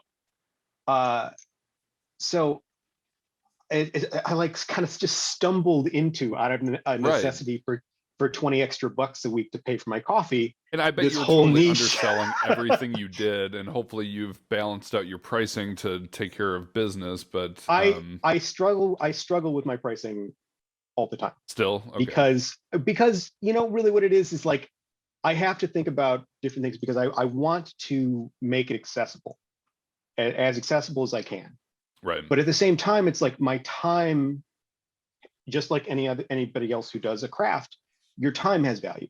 Yep. Not just not just the moments where you're actively working on something, but when you're studying things, when you're learning things, when you're learning a new technique, or you're researching materials for a particular character, or like, nobody gets to see that part other than London. Like, nobody gets to see that part of the process, where there's like literally days sometimes where I'm sitting for hours in front of my computer or on my phone, looking at references and ideas and inspirations for a particular design. Because sometimes you'll get this really weird request where you're like, I don't know how I'm going to, you know, combine these two concepts, but you have to do a lot of like research into it. And it can take, you know, sometimes 10, 15, 20 hours of just poring over, you know, reference material and kind of sketching out rough, you know, ideas of like, I wonder if this shape would work. And then that never gets seen. That's all behind the scenes. And then like the process of like fleshing out the full design is not just, oh, well, I'm going to sit down and just do this, you know, just off the top of my head, off the cuff. It's like, no. There was time spent building to that part, prepping to be able to start designing something. So, you know, like, when it comes to pricing, it's like, how do I account for that? Because, you know, like I said, I want to make it accessible to as many people as possible. But at the same time, it's like the time has value. And then the thing that really has had me kind of waffling over it recently is that now that there's more people that are doing this, the same thing that I do. I was going to ask you about designing that, costumes. Go ahead and finish. Yeah. You have to preserve almost like a market value, right, for what you do. No, and your brand time has value and weight now. So like it's like you have to keep your prices at a reasonable price for yourself, but also for the people who are also trying to do this. Because like if I'm not charging very much, then like the other people who are trying to do it may not be able to charge very much either. Right. And like I want them to be able to make a living off this. I want them to be able to feel that this is rewarding.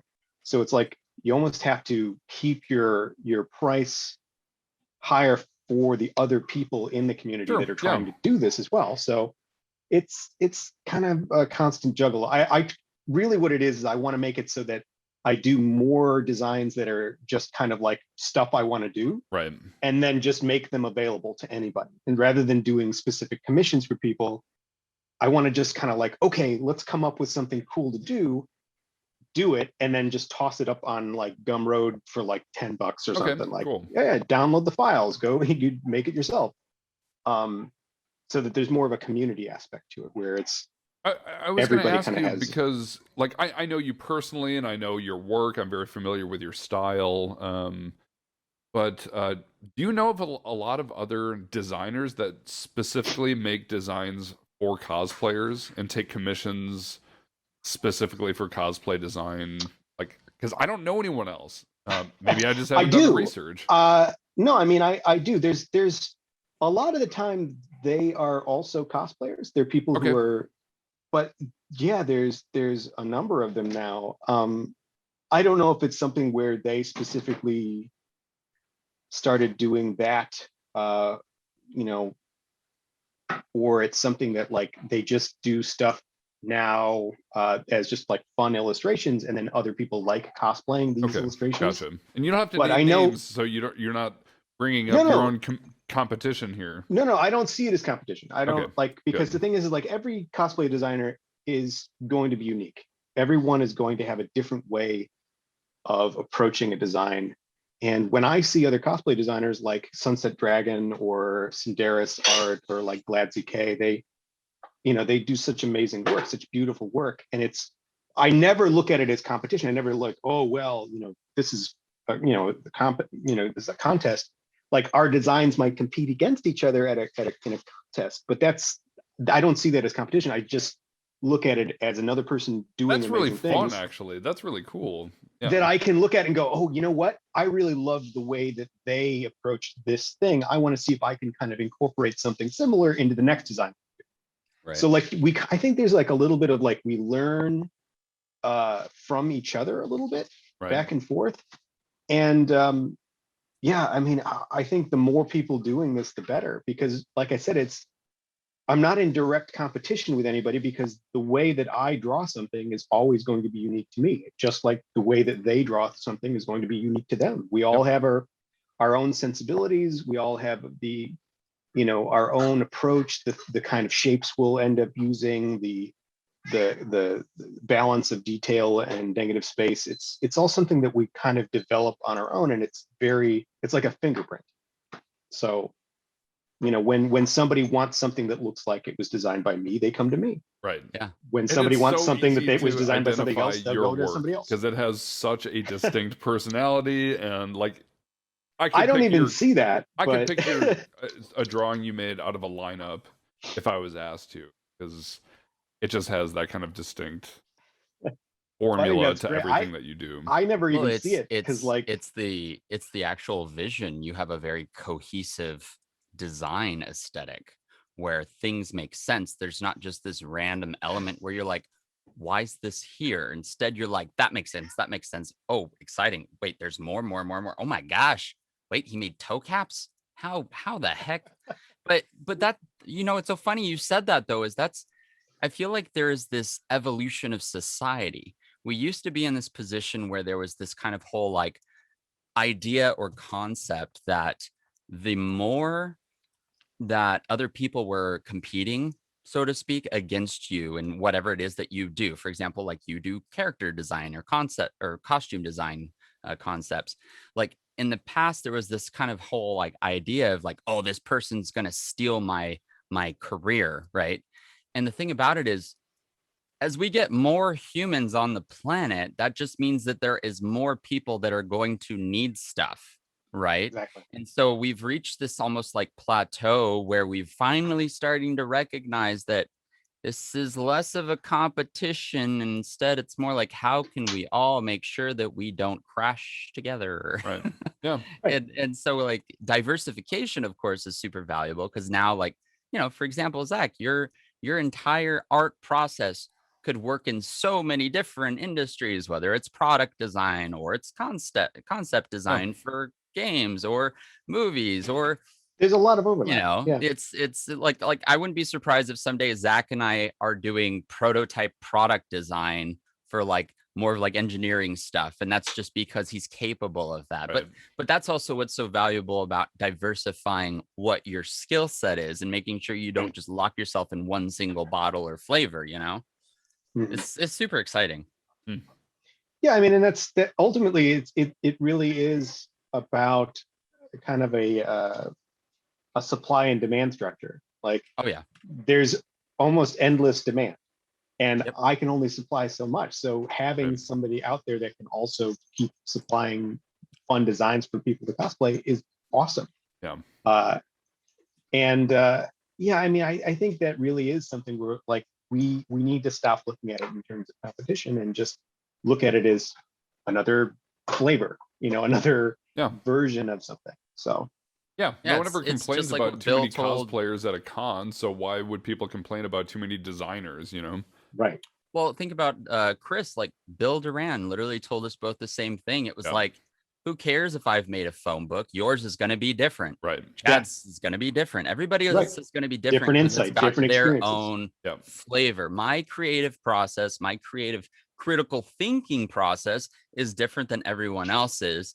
And it's just about who you mesh with best and who you think most in align with, you know? And so Right. that's something that I think is also really prevalent, especially now in the cosplay community. And hopefully it gets more and more and more prevalent, of course. But just the more that we as Ultimate Cosplay can kind of spread this ideology of, hey, we're all in it together, Yeah. it means that everybody's just going to have the ability to feed off of each other's inspirational work, whether that's a, you know, concept designer, artist, fabricator, prop maker, seamstress, armor maker, who cares, right? It's all cohesive as a community, at least.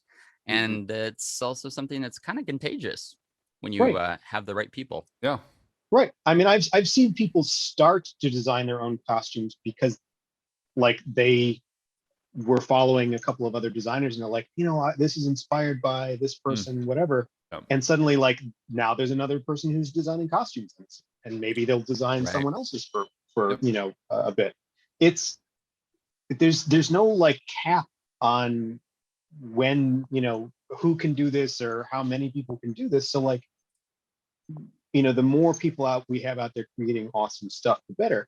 I think that like, you know, the thing that you were talking about, how yeah, like at the end of the day, these skills are just the same skills that you would use in doing, you know, product design. Or it's like once you understand how to design, once you understand, you know, basic principles of shape and form and kind of balance and flow and color theory, and once you've kind of trained your eye into this, it's like all of this is kind of cross applicable. So I mean, that's why, you know, I wish more hiring managers at you know, companies that, you know, hire freelance illustrators or full-time illustrators would realize that a lot of the experience that you have, you know, they're always looking for a certain amount of experience, and it's like, well, that's great, but like I have tons of experience in this kind of tangentially related niche, you know, world. Like it translates over. Just because I do designs for cosplayers doesn't mean that I'm somehow incapable of doing designs for video games or Well, for in your it's like case, as your long work as you've speaks got for it there. itself. I mean, Right. Your portfolio is so polished that who cares what There's it's for, right? there's things I wish there's things I wish I had in it, because there's definitely things that I know how to do, but I have nothing in my portfolio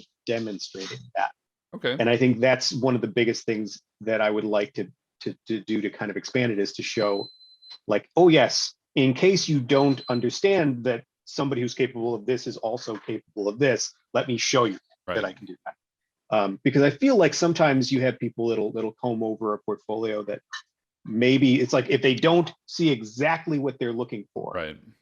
they'll just pass and go on to the next one, which can be really frustrating sometimes, because it's like, I'm capable of doing exactly what you're looking for. If you just can pump out 90 Project Ebonblade designs in 90 days, you could probably add some other things to your portfolio before pitching to a company. Right. I mean, and like part of that is learning 3D modeling. Part of it is being able to demonstrate, more of the iterative process. Some of it is doing environments or prop design, something like that.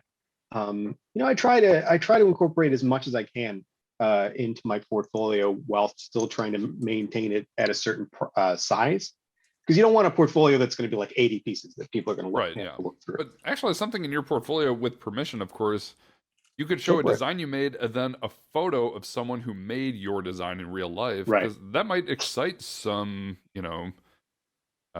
designers or developers or studios or whatever. I mean, if that's what they're looking for, if they're looking for somebody who can create something that is that is easily translated into a 3D object, but sometimes, like I said, you'll have people that'll look at a portfolio and they're like, we need somebody who's really, really great at drawing cyber gorillas. So if like they don't see something that is a gorilla or a cyborg or a combination of those two things, they're like, nope.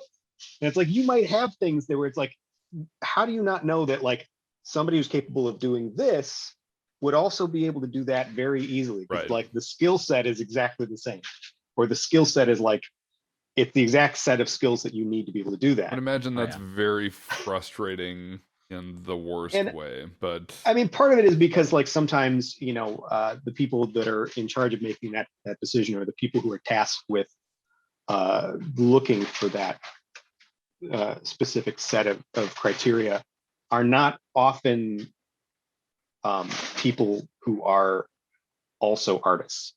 Yep. Like there'll be tasks with hunting down an artist, but it's like they have a list of things that they have to look through. They themselves are not somebody who's capable of judging artistic ability. They're a lot like programmers. Does this check? Exactly. It's like, does this check all the boxes? It's a technical. It's a technical job, and that is not. I'm not saying that there isn't technical, kind of mindset you have to have in art, but the specific type of technical background and technical kind of thought process that a lot of hiring managers have is very, very counterintuitive to how artists' brains work. And so when you've got, somebody who's in charge of hiring an artist who's corporate America and does not understand the true value that exists in certain artists, it means that you have all these artists that are, what do they call them? Starving artists. They're starving artists for a reason. It's not because they're bad at doing a job. It's because people are bad at seeing how valuable artists are, and keep in mind, I think artists can also be incredibly lazy, but that's because we've created a society that is extra difficult for artists, and artists create some of the most incredible things on the planet. They're also past, if you look historically, certain artists are responsible for some of the most incredible developments that we never thought would come to be, because here's this artist, or inventions or boom, exactly. Practical, but architect, if you think about it, anything that is very artistic in nature but has been successful, a lot of that are industries that have been able to see the value in the creative person's abilities, and they have helped develop and grow it into what it needs to advance into being. Architecture is a perfect example. You have to have such a very specific mind to do architecture. And so here we are in well, So to finish what I was going to say before you start moaning, we are definitely in, I think, a position in society where art is starting to become more and more valued, and artists as a whole are becoming more valued. But we still have some way to go, and we also have a couple of things that we have to figure out how to really kind of bridge, and I will say that's how I view myself is I want to be a bridge in the future. Also hydrate time and cookie time. Oh, what? Cookie time? Yeah. God, that's good. Where's Dave? Dave needs to eat a cookie on camera. Hey, you guys want to meet my brother? Dave, scooch in here for a second. My brother Dave is in town visiting me because I was going insane. He's been wearing this Indiana Jones hat since he got here, but an Indiana Jones and for a cookie. So this is D Tock, who is we did a podcast.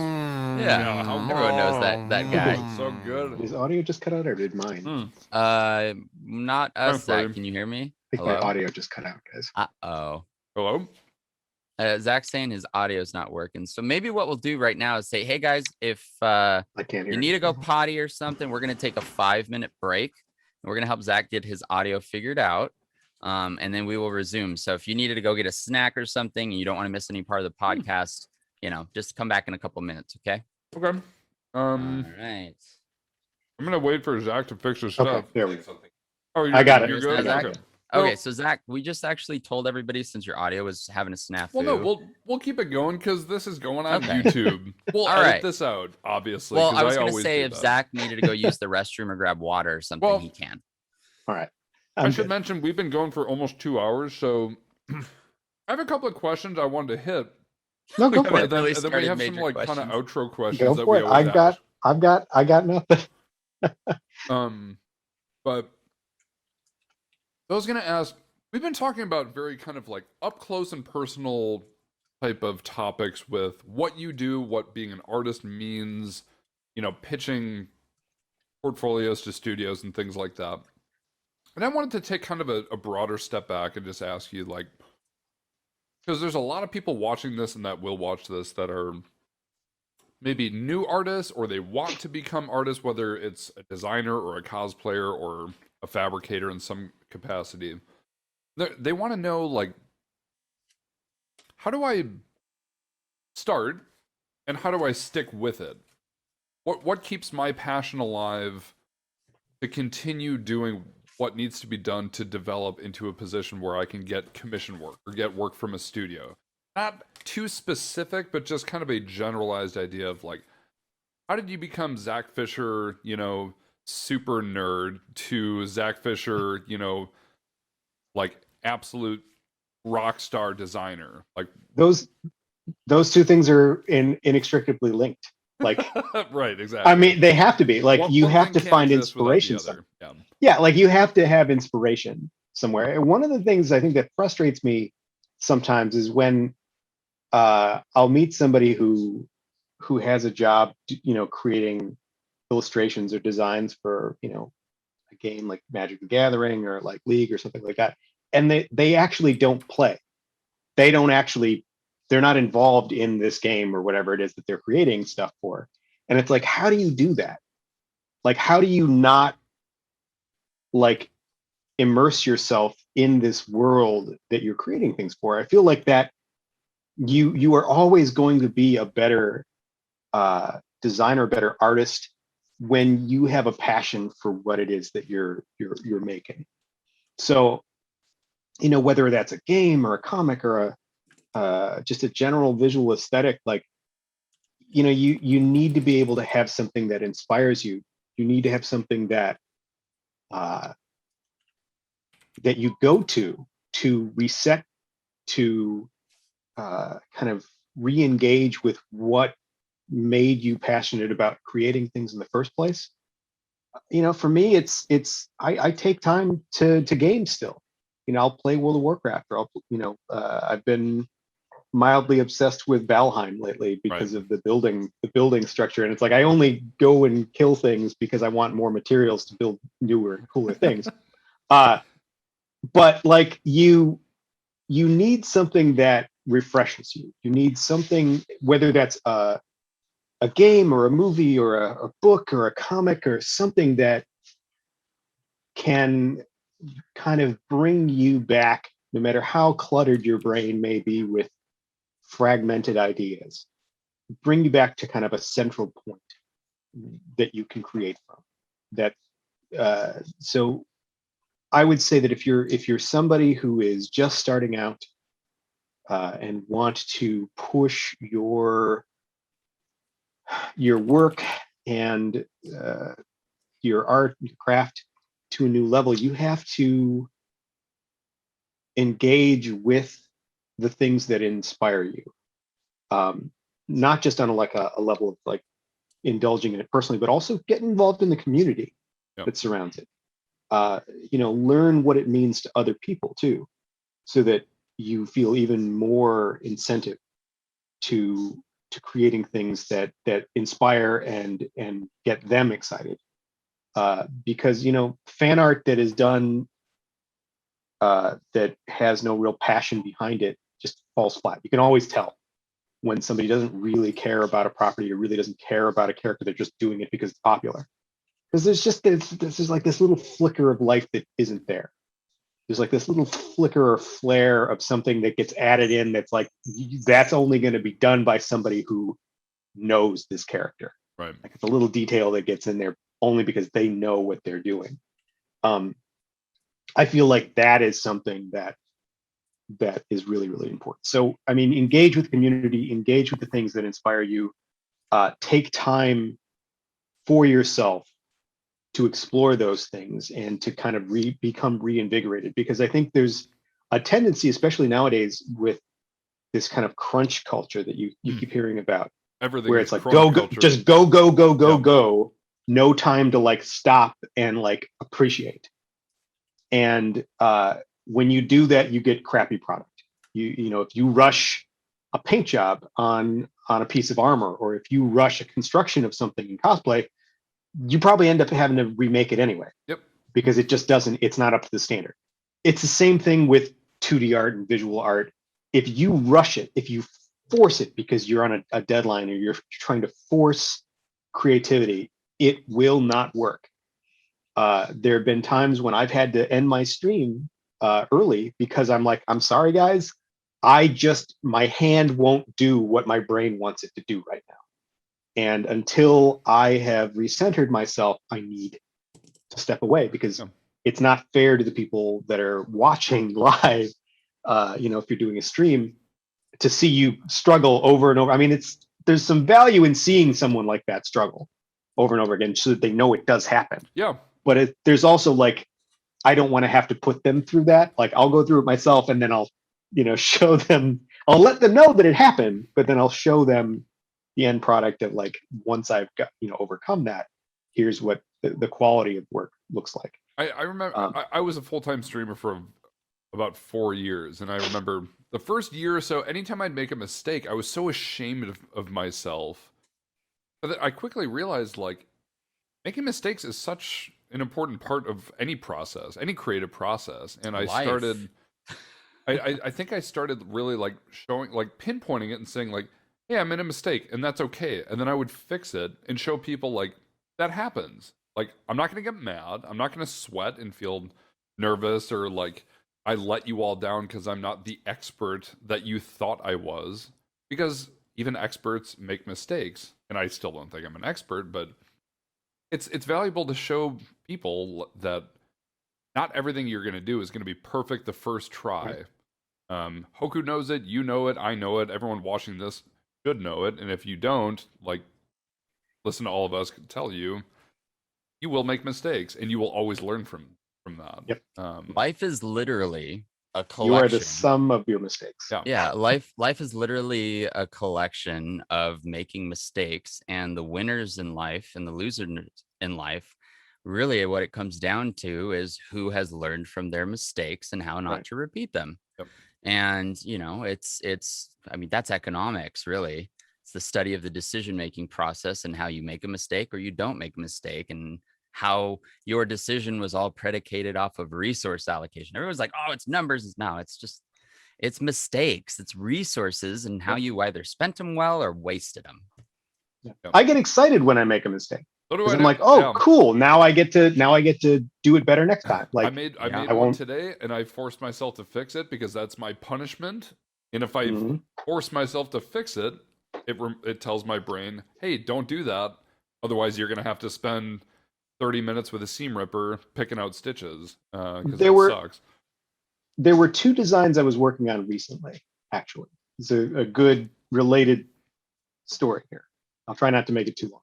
Okay. But there were 2 designs I was working on recently where, like, a good portion of the way, and maybe 40 or 50% of the way into finishing this design. And when I say that, I mean like the line art was finalized, the flat color was done. So like the color choices were there. I decided, you know what? I'm not happy with this. I can't continue on working on this while the things I would change about it are blaringly obvious and staring me in the face. Right. So I literally would take it back. I'm like, I'm sorry, I have to start over. I have to like start at least this chunk over, or I'm not happy with it. And like people are like, how are you just starting over on this? You spent so much time. It's like, that's how you get better. Yep. Like you have to recognize sometimes, okay, there's no sense in forcing this to go forward. So you have to just, if you have to start over, if you have to stop and go, okay, nope, from here, we're going to go ahead and,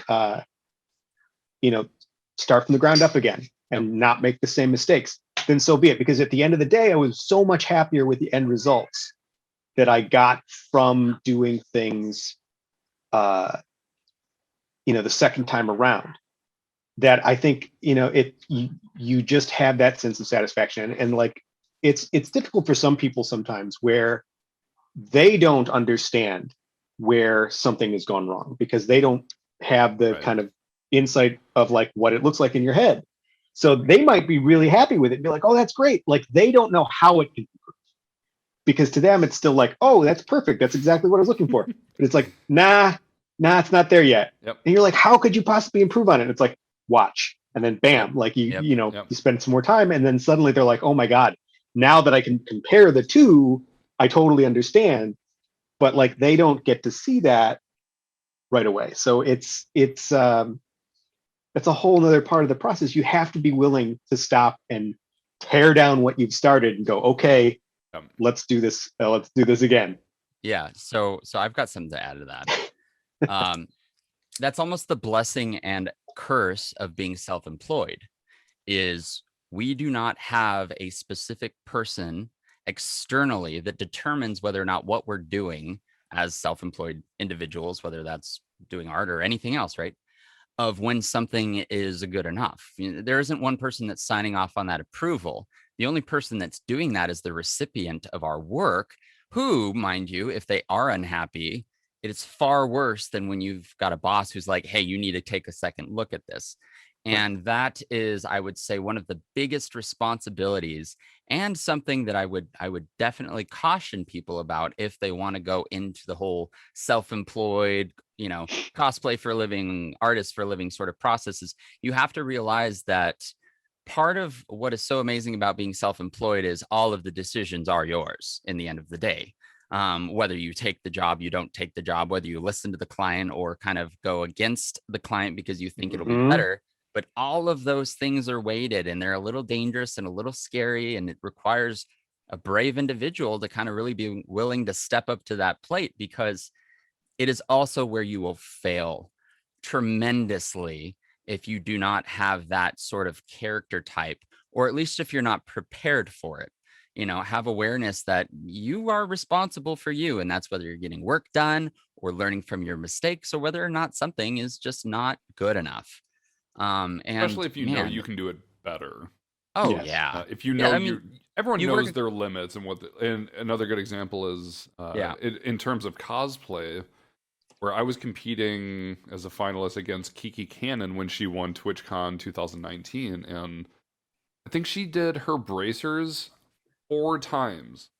Because the first time she did one technique, she didn't like it. She did a different technique second time, didn't like. She kept doing it until she knew it looked the way it was supposed to look. It had the pearlescent paint job, and those are people that get bigger commissions, that win awards, that win competitions, that win their category, is because they don't give up until they feel satisfied with their own work. Because you're right, they don't have a boss signing off on when it's time to submit or whatever. And essentially, yeah, it's the customer or the judges or the audience that's seeing things. They're the ones making the decision. So if you plan ahead and you're able to have the time to do something over again, that helps a lot. Yes. But so hey, we're kind of getting into our home stretch, and we have some questions from viewers here. There's a question that I like to ask every guest, and I'm going to ask you, Zach. And this is different because you're not a traditional builder, but you are most certainly an artist. But we always relate this to cosplay, so take this however you want. But what are your biggest turn-ons and turn-offs with cosplay? And if you want to take this into the design elements a little bit, you're welcome to do that as well. Yeah. You can run with this one, really. Yeah. Okay, so I think in terms of the things that I like to see, it is people who go the extra mile to nail details that I think a lot of other people will overlook. Okay. So whether that, like, they don't sit there and go, well, I can cut that part out, or that doesn't need to be there, or you can always tell when someone's really taken the time to understand every little inch of a character or a design, where they don't cut anything out. Every little shape, every little spike, every little trapezoidal shape that's in something, it's there. That to me is, there's nothing that really like makes my brain buzz more than when I see somebody who's done a design, whether it's one that I did or something someone else did, where I can tell that they've taken painstaking care in recreating that design line for line. And that is why I wanted you to be a judge this year. What you just said is like that, like if you were to apply, which you didn't have to because I asked you, but like that would have been a sufficient answer for me to be like, I want this guy on our panel right here. So that's a perfect answer of a turn on. Whether it's erotic or not, I don't care. That turns Zach Fischer on. There's a certain bit of yeah. Yeah. So in terms of like a turn off for cosplay stuff, I think it's tough to really determine what that would be, just because I think as long as people are well, there it is. There's my answer. I was going to say the thing that as long as people are excited about being the character that they're being, yeah, then that it shouldn't matter. So I guess that shows what the turnoff would be, is when you're cosplaying only for the sake of like trying to win a contest, where you don't care about the property, you don't care about the character, you don't care about even the design. You're not even happy about like what the design is. You're just doing it because you felt like that it would be a winner. I like what you just said. Yeah, Or there's that a lot of people that do that. That do you what's feel like you popular. could capture attention from a particular fan base. Okay. If you do this character, but like you don't know anything about the character, you don't care about the character. I'm not trying to be like gatekeepy, like saying you need to know every little thing. Where like if I quiz you on it, you're gonna know. No, it's like I just want to know that you made the decision to cosplay this character or this design or this property for personal reasons. Yeah. Not oh well, I know that it's really popular right now, so I just decided to do it. It's like no. Like have a reason that's personal to you. Have a reason that got you excited about it in a creative way that inspired you to create it. Like that's for me, like when and it's happened before where like I'll ask somebody like, wow, I really love your costume. This is really great.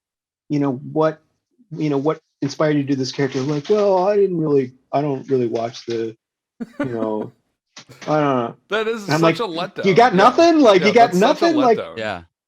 like, I'm not, asking you to go off on some like lengthy diatribe about the character's history and everything. Like, if you can do that, cool. But I just want to know that you care about what you've just made, because other people care about what you've just made. Yeah. And it's good to know that, you share that enthusiasm about it. That's all.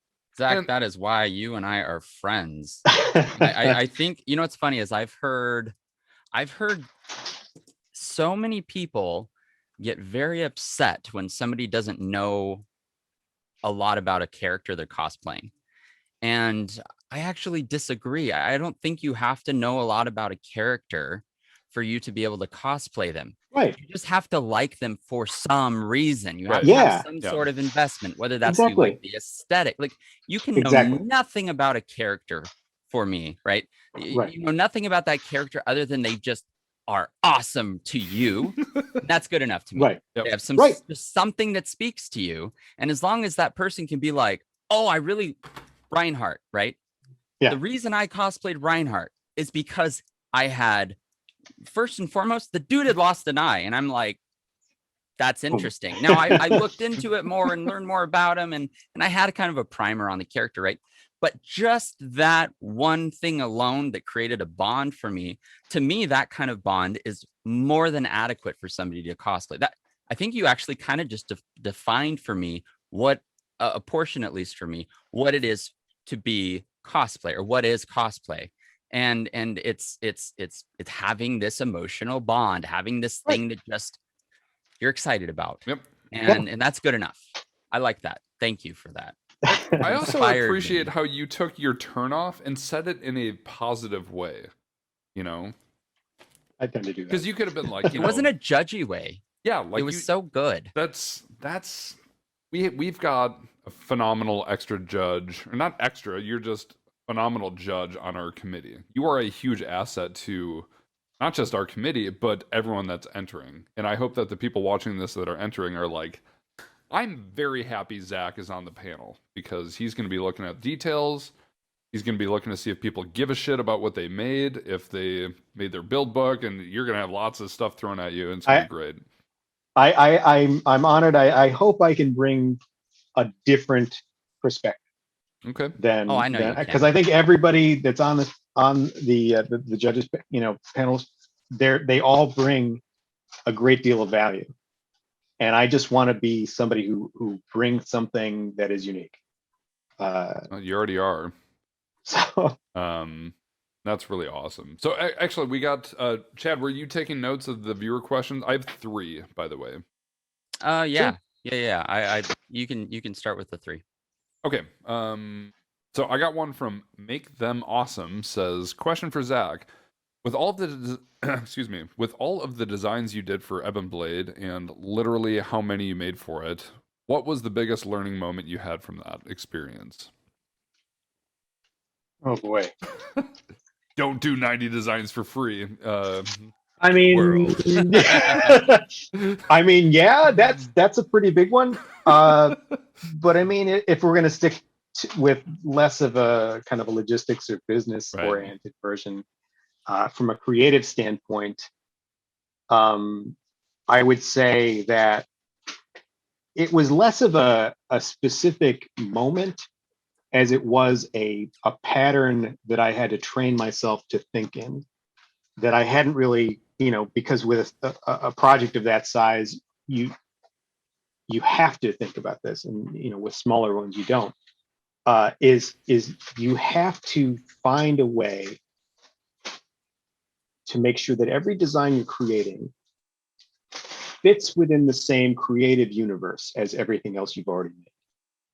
And there's a difficulty in kind of keeping track of that, because if you think about it, there were months, literal months in between the first thing that I created for it and the last thing I created. And the task of making it seem as if those two things were created at the same time, when you as an artist are learning new techniques, you're getting better, or you're making this complex decisions about this project and what the color scheme should be, or what shapes are common.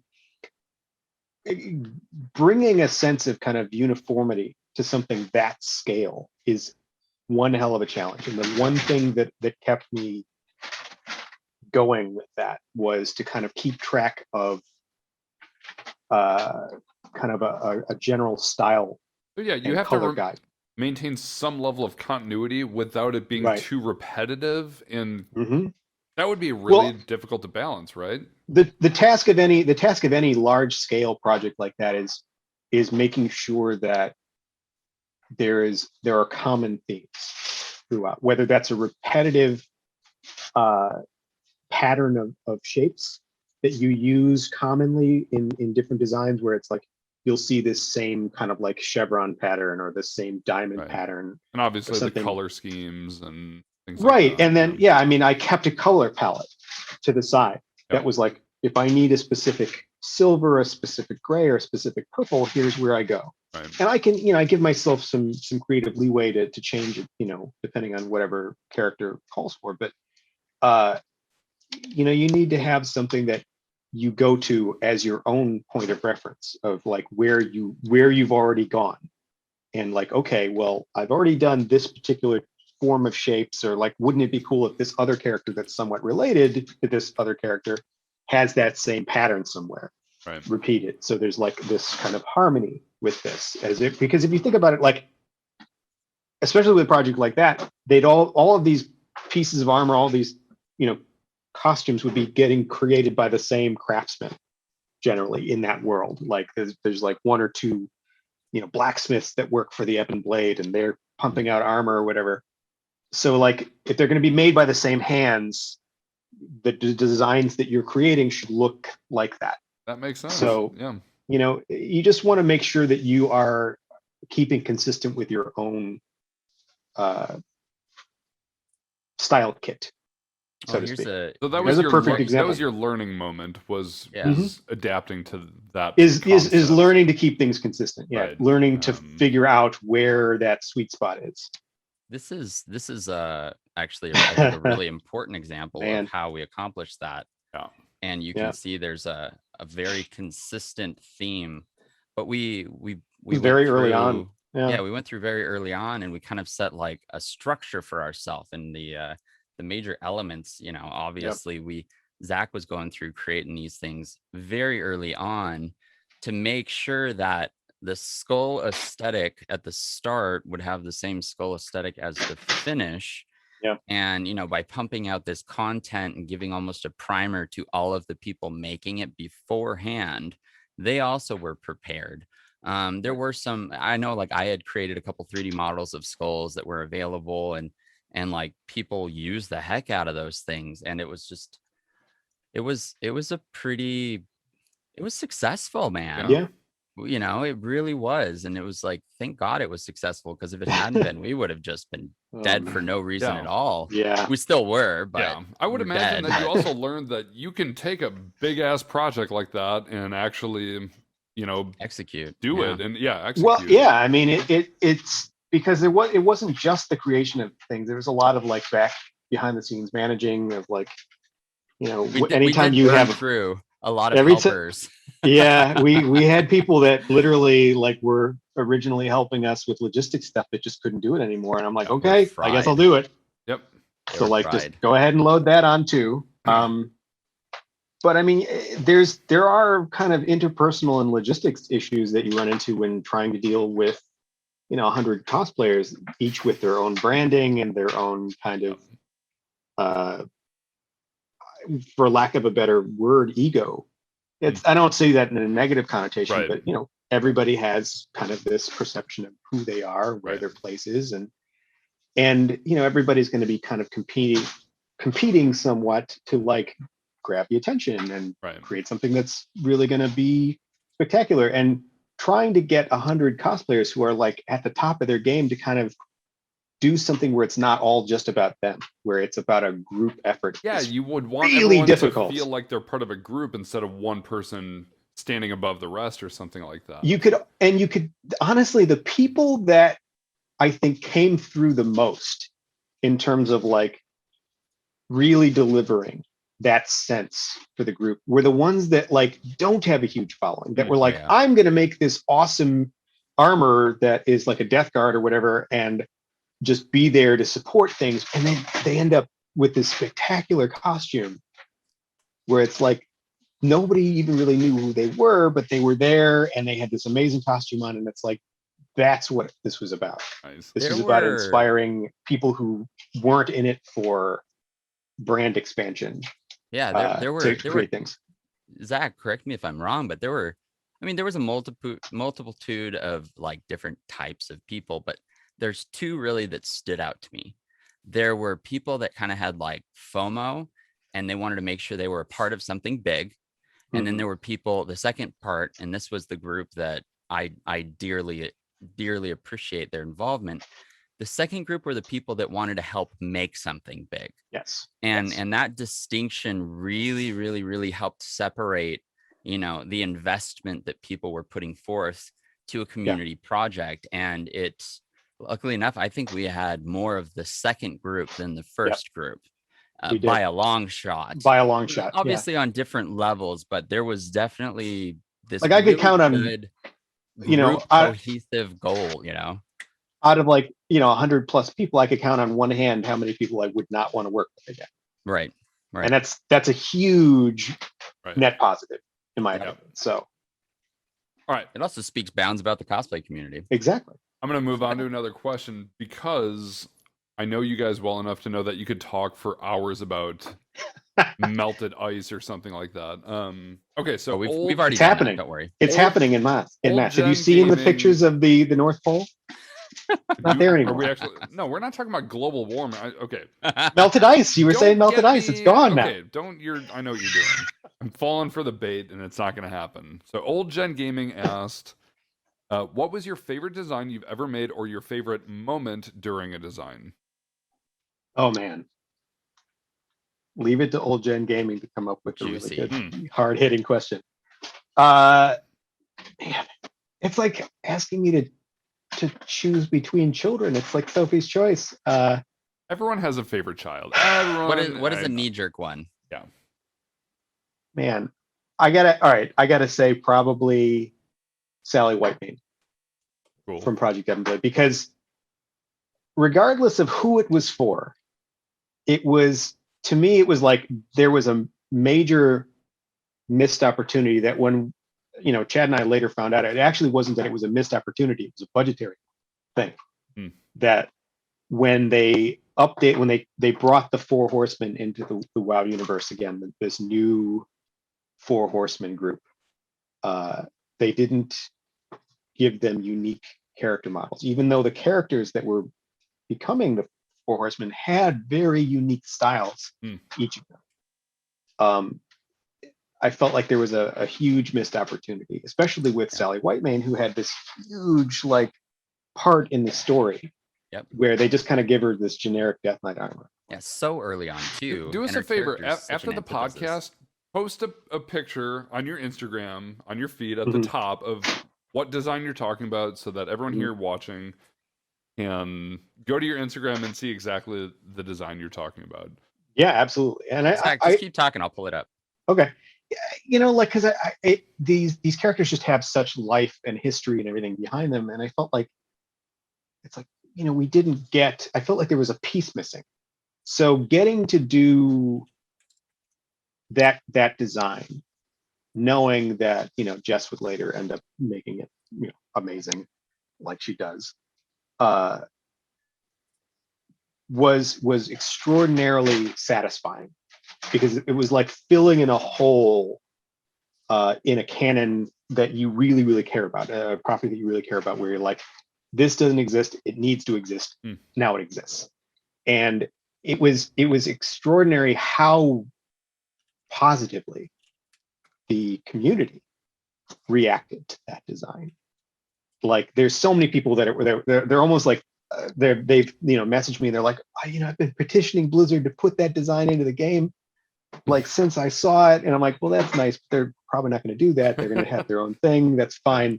Like, that's their character. They can do whatever they want with it. If they want to go that route, I'd be more than happy. I'd be flattered. Like, it's not like they haven't done it before. Right. Like with the newer patch, they have Andu and Rin as a There you Death go. Knight, and we're kind of like, oh, there's some similarities here. Yep. So here's the white mane design that Zach's Yeah. talking about. Right. It was And just, is it was just- so it's fun. exquisite. That's so The rad. color, the And color kit, here the is color, what Jess the- made. the color, the shapes, it really allowed me to do really, really fun things with that character. And I feel like it finally felt like, what would Sally Whitemane look like as a Right. Death Knight? Right. Bam, there it is. Yeah. There were very few designs in Project Blade that I look at nowadays and go, nah, you know what? I wouldn't change a thing about it. Most of the designs, I'm like, yeah, I'd probably tweak some things. That one, I'm like, that's just what it is. Like, That's awesome. maybe some very minor things that are just functional, but like that's. Yeah, but I was just like you said, you were doing like one a day, and that's crazy. So it really cuts down on the iterative process. I'm glad you Like- actually decided on one thing as per the question asked, and I think that was a great response. So we've got Kurakami Props, who I think we all know, from Southern California, asked, you mentioned earlier that you spend hours looking at references and inspiration when you're making your designs. What are some of your go-to tools and sources for your references? Where do you draw the line between historical relevance and fantasy? Well, I think that that's going to vary very specifically to whatever the task is that you have. Some things that you're designing, you have to have more of an open-ended kind of dialogue with what you're trying to create, because some things are going to scream for historical accuracy because of the nature of what it is that the source material is. So if it's like something that already looks for something that's historically accurate or like photorealistic, that's what you should be looking at. Other stuff is really, really stylized, and so you have a little bit more leeway in terms of where you can pull from. I do a lot of trawling around Pinterest for armor designs and historical armor designs and character concepts, and like I'll just type in something random and see what comes up. But on top of that, like I also have a ton of reference books, like just physical books that I keep on a shelf, and I keep it next to me when I'm working on something where it's like, I need something to look exactly like this particular style because it's from this particular thing. I need good reference of that. So I'm going to pull this book open and have it there. But on top of that, I think the last piece of this, so, one is just from the nether or like from the internet, the second is from like a set collection of something that's specific. And then the third piece of it, I would say, is what I like to call your visual library, your visual vocabulary, things that you've looked at in real life with your own eyes in the past and studied.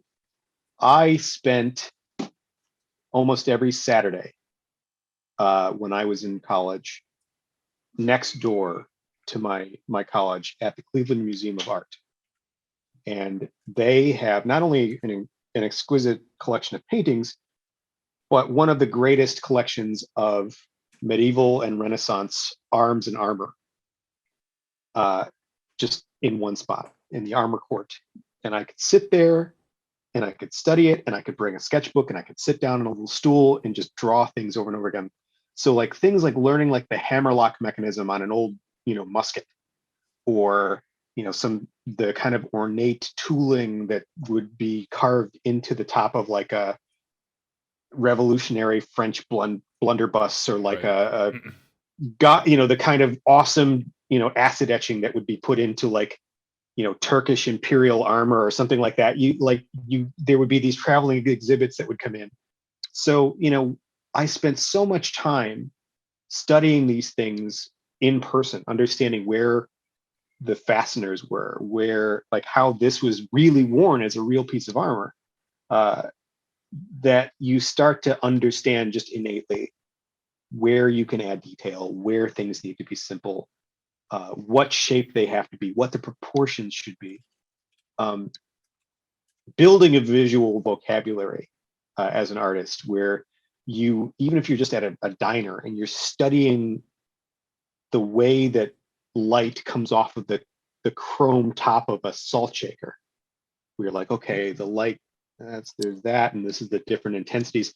And you're not like necessarily sketching it out in a sketchbook, because you don't always have that, but you're studying it so intensely that it just files itself away. That when you have to go then create that in real life, or create that on a canvas, you can just do it. Like it just, the other day, for example, I was like, somebody asked me to draw a shark, and I've just studied sharks so much that I'm like, yeah, okay, here's a shark. Like all the parts, right amount of gills, here's the proportion of where the fin should be, like everything, bam. And it's like, I've had people say, like, how can you just do that? I'm like, I pay attention. Yeah. I observe. Like, so much of being a digital artist or a visual artist is observation. It's not even the act of laying, line down on a canvas.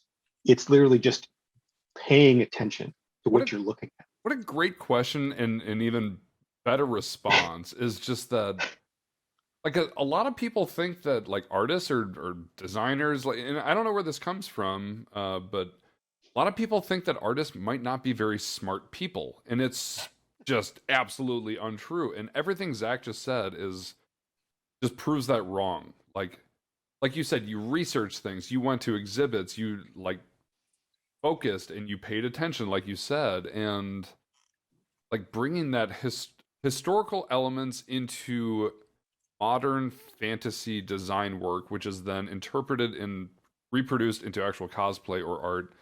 Like that takes wild amounts of intelligence, awareness, focus, and passion to do that.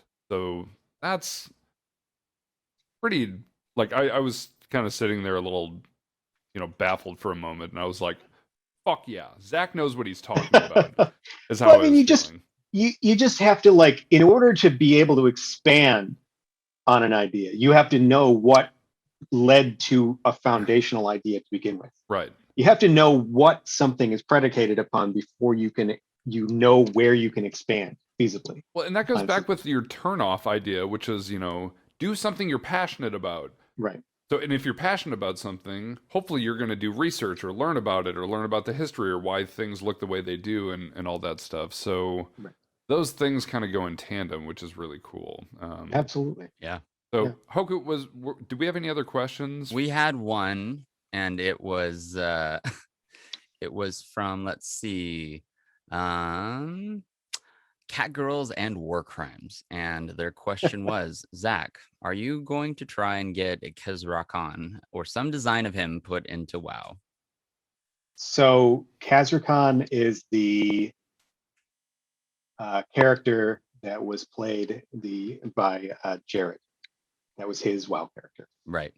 I don't know. For those of you guys who don't know, Jared Nandon, he was the one that a lot of you guys would remember if you're, Blizzard fans. He was the one who cosplayed the character from South Park, the one who that had no life, the guy at the keyboard.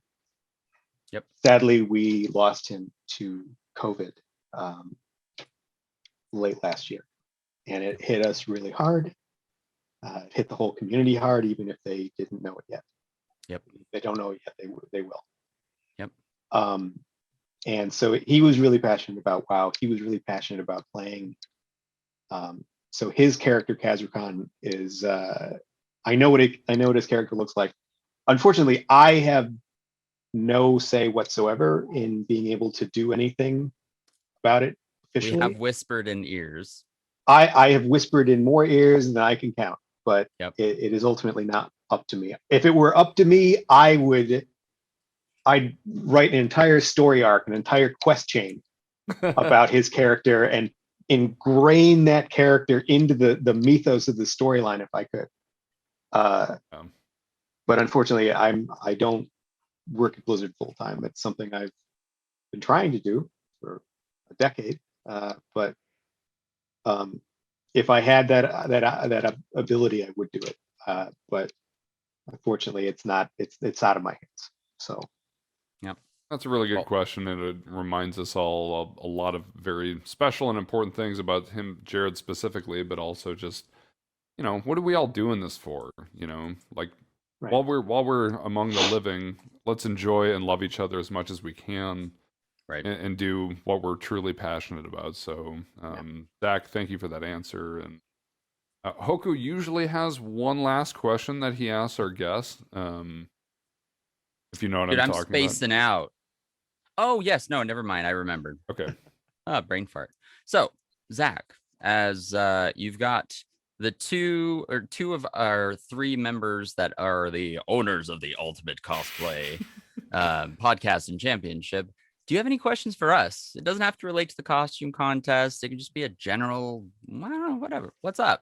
Got anything for us? You okay? I mean, I guess I'm trying to think of something that maybe you guys haven't been asked before. So I'm like trying to reach past the obvious. Okay. Oh, yeah. Yeah, people have put us through like the newlywed games, and we've gotten That some was the interesting first one, ones. wasn't it? That was the Beverly Downen one, yeah. I guess. Oh, okay. So this may be too vague. Maybe it's already been answered. But I guess this is the question that I always ask myself whenever I'm starting on some sort of new bold venture. Okay. Is how far, and I mean specifically, not just vague. How far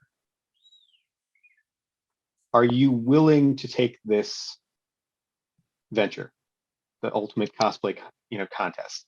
Like, what are you willing to do and like how far, so basically, like, how far do you want it to go? How big do you want this to get?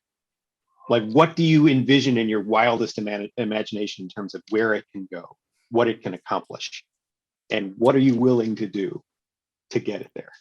That's my question. I guess it's serious. I got a lot of good things going through my head, and I don't know if you want to start or not, Chad. No, you. I'm gonna have a run-on sentence, as we all know. Yeah, so it's shut up for a so second. there's a difference between what are my what are my specific goals or vision. But what you asked was how far am I willing to go, and those are Right. two kind of different things. Mhm. Because already, it's been, last year was kind of a joke that turned into something important and valuable, and this year we're taking it a little bit more seriously, which is a good thing because we have to. But I think I've already gone, and most people don't see this. Hoku knows, my brother knows, and some other people do. But I've done more than I probably should have so far, to be frank. But as far as goals, and I don't know if I even feel comfortable saying this on an actual podcast, but I'm going to anyway. Like, we've got this podcast, we've got this amazing event coming up in, what, 3.5 weeks or whatever, 4 weeks, call it. Then afterwards, we got picked up by a publisher already, so we're going to be writing an encyclopedia of books.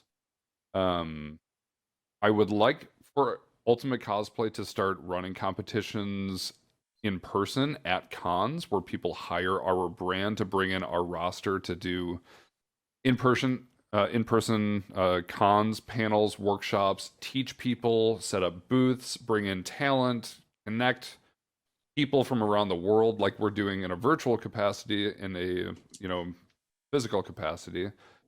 And then at some point, if this is successful and people love the idea of a community-driven company made by the community of cosplayers for cosplayers around the world, and we have that kind of support and we have that kind of momentum, why not have an Ultimate Cosplay convention where we center a con around makers, educators, influencers, inspirers, have our own competition, have our own vendors, have our own, there's no real limit to how far this can go. And it's just about how committed are the founders to making that materialize into reality. Because Someone said, I heard some, it was kind of like a bullshit quote, but it made sense to me. It said, like, you know, the sky is the limit, right? But if the sky is the limit, how the hell do we get to the moon, right? Yeah. And That's a good one. And now we're landing stuff on Mars. So like there is no ceiling to anything ever. Of all the people watching this with their brand, Zach with your brand, Hoku with your brand, me with what I've done, I've accomplished more in my Tock custom brand than I ever thought I would in 20 years last year. So why the hell can't that happen to you or Hoku or Ultimate Cosplay? So Yep. all I'm going to do is keep putting in the work, keep being passionate, and keep showing love, and see how far that, you know, goes up in the sky. Anyway, that's my answer to your question, and Hoku's going to top me right now. Get ready for it. I actually don't know if I can top that. I'm just going to create my own flavored addendum, because so much of what you said, there's a reason that we created this whole thing as a business together as a team, because we have very specific concepts of what we need it to be. And also, I think this very acceptable level of we are also open to it growing into what is needed. I think that one of the best, like some of the best people are all public servants, right? Those that serve the people. I can't ever be, you know, a government public servant, but what I can be is the people's public servant. I can be the community's public servant. I can be the advocate. I can be the anchor. I can be the platform. I can be the structure in which everybody that wants to do incredible, amazing things and not hurt others through that process maliciously. Everybody gets hurt at one point or another accidentally, and that's not something that we can always prevent. But what we can do is really try hard to exclude malice in the whole process. And so that's how I view it. Is I'm here to be what we need us, or what is needed of me. The direction that, you know, Ultimate Cosplay goes, I have no idea what the end of it's going to look like, but you know, I was raised with very, very good morals. My character type or mythos, so to speak, is, you know, lawful good in nature. I love positive people. I love positive nature, but most importantly is I like helping others find the positive nature that exists in people as a core essential property, right? And I like helping them figure out how to polish that and bring it forth and grow and just, you know, spread your wings. It's something that Ultimate Cosplay did last year accidentally, really. You know, the whole background of Ultimate Cosplay was everybody needs an outlet. Everybody needs a convention feeling of sorts, because we didn't have what we needed on a regular basis. And so that was the whole goal of making the contest last year. And it did such a good job at filling that void that we realized that maybe that void has always been empty and needed to be filled in, Chris, you're going to like this word, perpetuity. Oh, be still my heart. And that's how I see it. I'm willing to do whatever I need to do. And as long as that isn't hurting people along the path, I'm willing to do it. As long as I've got the energy to do it, I'm going to keep doing it. I can put up with a lot of crap and a lot of pain, as people know. So my ability to be resilient to external influences is pretty high. There's not a whole lot that other people could do to me that would ever be worse than what I've already gone through. Maybe it's too soon for me to say that, knock on wood, but I like to think that my biggest cheerleader is myself. And I like to think that my biggest enemy is myself. And as long as I'm trying to ensure that I'm advocating for goodness in my own goals and in my own just reactions to people, then the end result inevitably tends to be a net gain. And as long as everything that we do results in even just a minor net gain, then I think we've succeeded, right? Yep. So I look forward to the future. I look forward to having, you know, Zach, you're one of my best friends, and I hope you realize is Ultimate Cosplay is open and you are a part of it as long as you choose to be. The same can be said about everybody out there. As long as you approach it with one major understanding. If you have malice in your heart, you're gone. You're gone. Other than that, we're a pretty good, solid starting place right now to just get better. So, yeah. Yeah, I love that both of you guys had answers that are exactly what I was looking for, because part of the reason I wanted to ask you this, and it's related to basically everything that we've been talking about throughout this entire podcast today, is that it really goes back to what one of the first things we said today, which is you have to try something a little bit insane sometimes.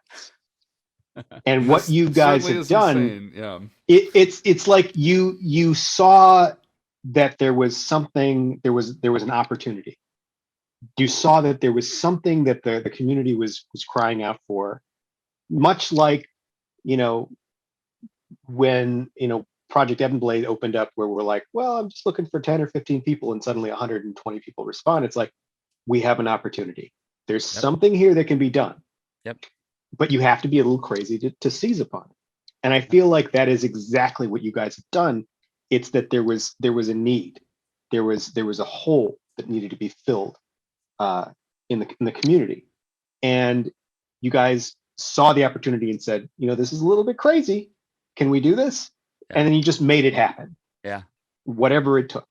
And that's why, I asked, the only thing I was looking to hear from either of you was basically whatever it needs. Yeah. Like wherever it can go. It's funny. Wherever it can go. My brother is standing behind me as one of our co-founders, and he said he tossed in his own words of wisdom, and he said he wants this to always be a platform that protects artists, empowers newcomers, and gives us a safe place to grow, teach, and fuse together. And then the last thing he said was, we will do whatever it takes to make sure this is successful. If that means sacrificing time from other jobs to put into this, or resources, or doing things that we otherwise wouldn't do, we will do those things because we care so much. Having conversations like this only make it easier to go a little bit crazy and say, yep, this probably isn't smart, but I'm going to do it anyway because I believe in it. Yeah. So Tock, thank you very much for your input. But I think we've got excellent coverage with that. And I'm glad. I love that Hoku asked this question every week. Oh, yeah. No, asking, the guests, do you have any questions for us? And I got to say, Zach, that was a pretty kick-ass question. That was a good one. Yeah, that was. I was worried I was asking you something you guys have already answered like 10 times. I don't think we've had the privilege of actually being that transparent. So that was pretty rad. That's good. Zach is definitely a philosopher. I wanted one of the reasons he and I get along. I wanted to get into more of that part of Zach's mind, but it's been like a 3-hour podcast. So I think we're going to get ready to wrap this up. So we might Zach, just have to do another one of these. I'm all for it. And we're going to Anytime you guys want me to come back on, just let me know. Oh, for sure. Zach, do you have any final thoughts, burning desires to share anything? Where can people find you on Instagram? On social media? Honestly, the easiest way to find me on social media, the one that I post to the most, has been my Twitter lately, which is just Zach Fischer, like at Zach Fischer on Twitter. I was lucky to actually nail down my actual name. Okay, nice. Wow. But I know it's crazy. But I have an Instagram. A lot of it is just stuff that I will post from Twitter as well. But I don't check it quite as much as I post on Twitter. Twitter's just easier for me to use, and it's got links to everything else. And not a whole lot of filters. Yeah, exactly. You can post whatever the fuck you want on Twitter. Yeah. Yep, exactly. And and you can always find me on Twitch at twitch.tv/Z Fischer Art. Cool. Z Fischer Art. Okay, gotcha. Yes. Excellent. Well, Zach, thank you. Seriously, this was awesome getting to hang out. It was a blast. Absolutely. Hoku, My pleasure. Do you have anything that you want to spill some hot truth all over everyone before we wrap this up? Just a minor announcement for those of you at the start that didn't overhear, but for the most part, we've got all of our expected sponsors and all of our expected prizes listed, except for one, which is Wacom, the group that makes digitizers, drawing tablets, that entire artistic digital interface process. They are sponsoring the contest as well. First place, or we've got three prizes from them, and we're figuring out the allocation. Yeah, of those we'll prizes, post that when we have it. But yeah, they're our first 29th sponsor, I believe, for the Yeah. show. Wow. Yeah, 29 sponsors, and we might have a couple other trickle in, but we don't necessarily expect it. But yeah, they're giving away a Wacom one, which is, or it's a drawing tablet with a screen built into it, and a couple of other tablets as well. So, Awesome. definitely something to be excited about. Yep. So, yeah. Other than that, no, I'm good. Thank you everybody for watching us and putting up with our insanity. Zach, as always, I love you, man. Yep. Same with you, Love you Chris. too, I buddy. love you too. Yeah. You guys are two of my favorite humans on the planet, and I'm excited for the future. That's really what it is. I'm so excited for the future because, when you get all of these incredible people and all the people we've already had on the podcast and all the people that we're going to have on the podcast into the future, this podcast is going to go on past the contest, by the way. In perpetuity. In perpetuity, as long as we are able. Right. And so just, make sure that you guys are on the Discord for Ultimate Cosplay. And if you've got feedback, input, whatever, give it to us. Because as I think Chris and I both said in our answer from Zach's question, our goal is to turn this into what it needs to be. And whatever it needs to be is something that the community is going to need to tell us what the needs are. Exactly. We are in this to be a team with you all. So just make sure you keep that in mind, and don't be afraid of asking questions, and don't be afraid of putting yourself out there, because once again, malice is not what we accept in Ultimate Cosplay. So nobody's going to criticize you for having questions. So with that, I'm done. I've said my piece. Well, thank you all again. My final thoughts are keep the Franks above the beans, and we are going to shut this down. So thank you guys all so much for watching, and we will see you next. We will see you next week with Frostbite Cosplay on Saturday at 6 p.m. Central. So have a great rest of the weekend, and we'll see you guys next week. All right. There we go.